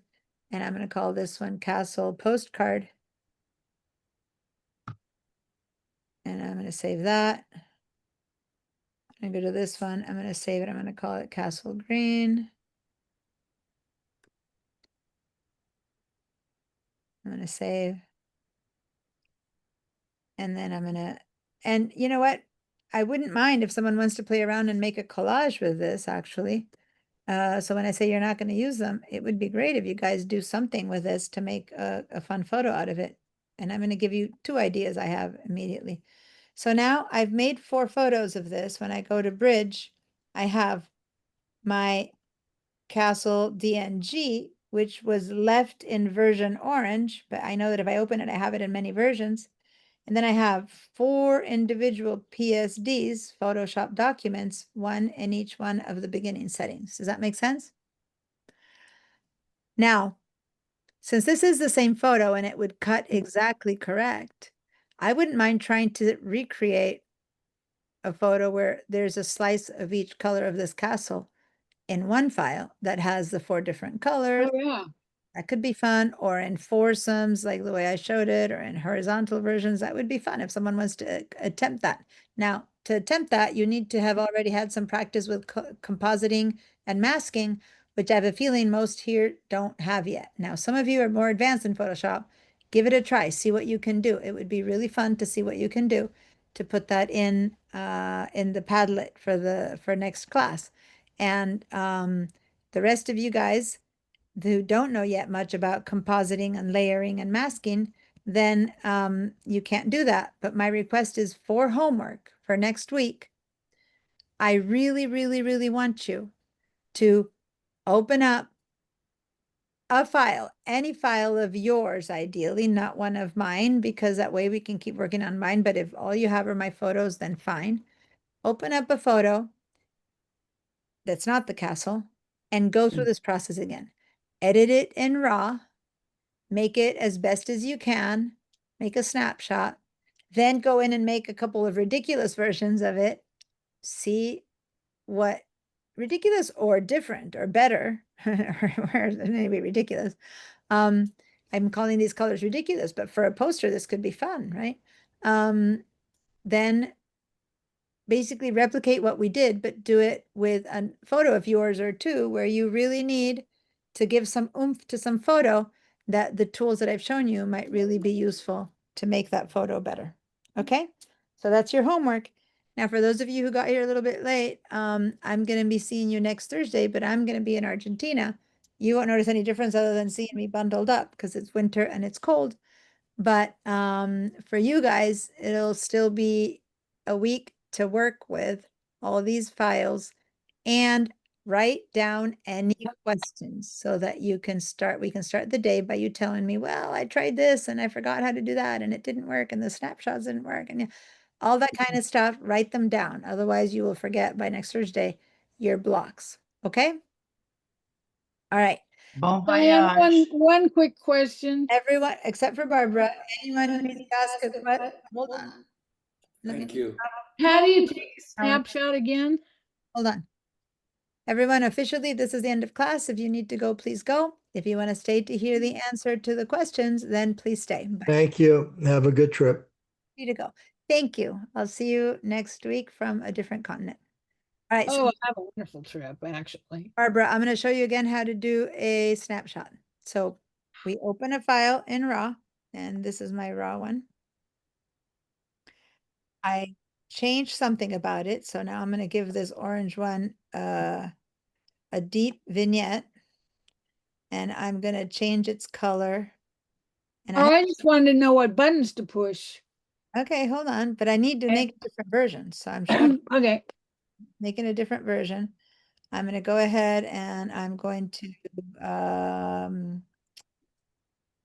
let me go to, I'm not even showing you how to do this right now. Where was I? Color mixer, point color. I'm going to choose that and I'm going to make it, I don't know, I'm trying to find something completely different.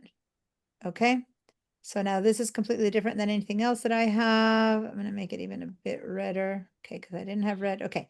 I was trying to make a different version. I haven't taught you the color mixer or anything, but I gave it a big vignette and I make it out of one. Okay, now I go to the snapshots tool right there. Okay. And what I need to do is click on this little button right there.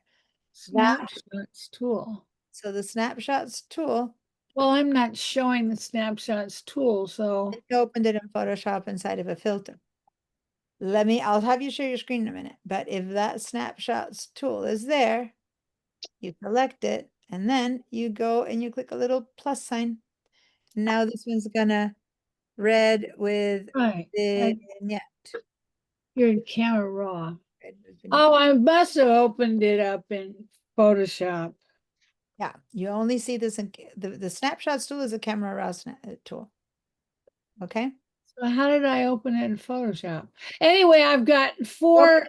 You open them in Photoshop by saying open as object. So now you're in Photoshop, and guess what? In Photoshop, there's no snapshots tool.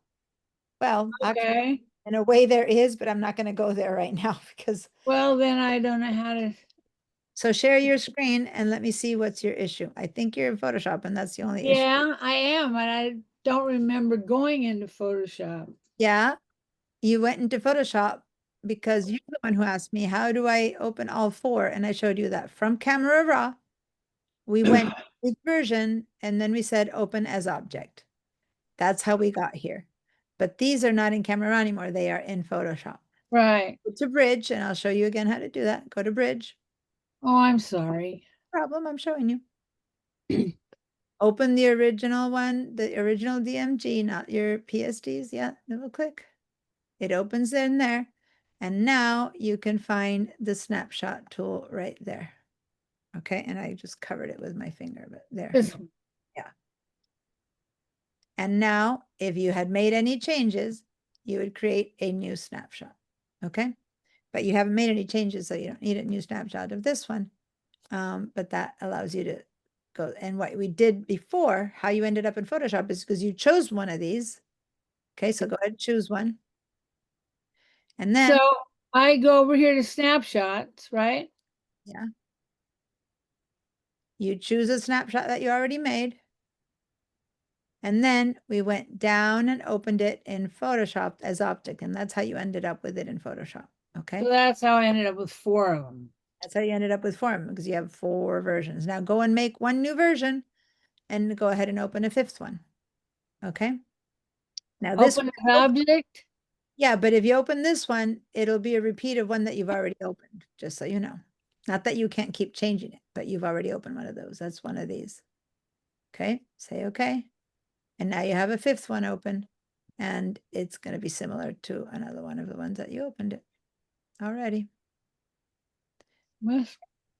And now we saved each one of these as a separate file by saying file save and calling it something different. So you can call them by their name. Okay, if I've clicked on that and then I go up here to file, Save. save, it'll just save that photo, not, Yep. okay. And if you save it as, go down here and change that, for some reason it says TIFF, go ahead and change that to PSD, because the TIFF is a huge file. Oh. Go ahead and save it as a PSD Photoshop, yeah. Call it whatever you want to call it, and then say save. Castle 6. It's fine. That's I'll fine. go find it later and then And then that do it. one's for highlighted. one of these. No, it isn't. Which one of So these? then I do the same thing. I go file save, right? I'll save, I'll save, I'll save, and when you're done, you'll have the original DNG is still there, and then you'll have 5 saved versions. Since you only made 4 versions, your 5 versions, 2 of them will be identical to each other. Okay, thanks. Okay? I'm just brain dead. Well, that's fine. It's a long day, and you've been in class since the morning. You took my morning class too, so. You have a wonderful trip. I Thank mean, wonderful. That sounds so exciting.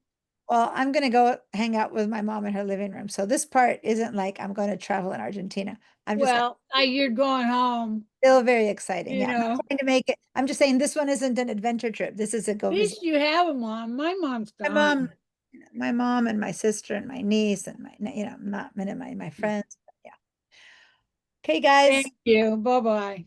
Have a wonderful trip. See you all next week. I'll Bye. be here. Or some of you I'll see before.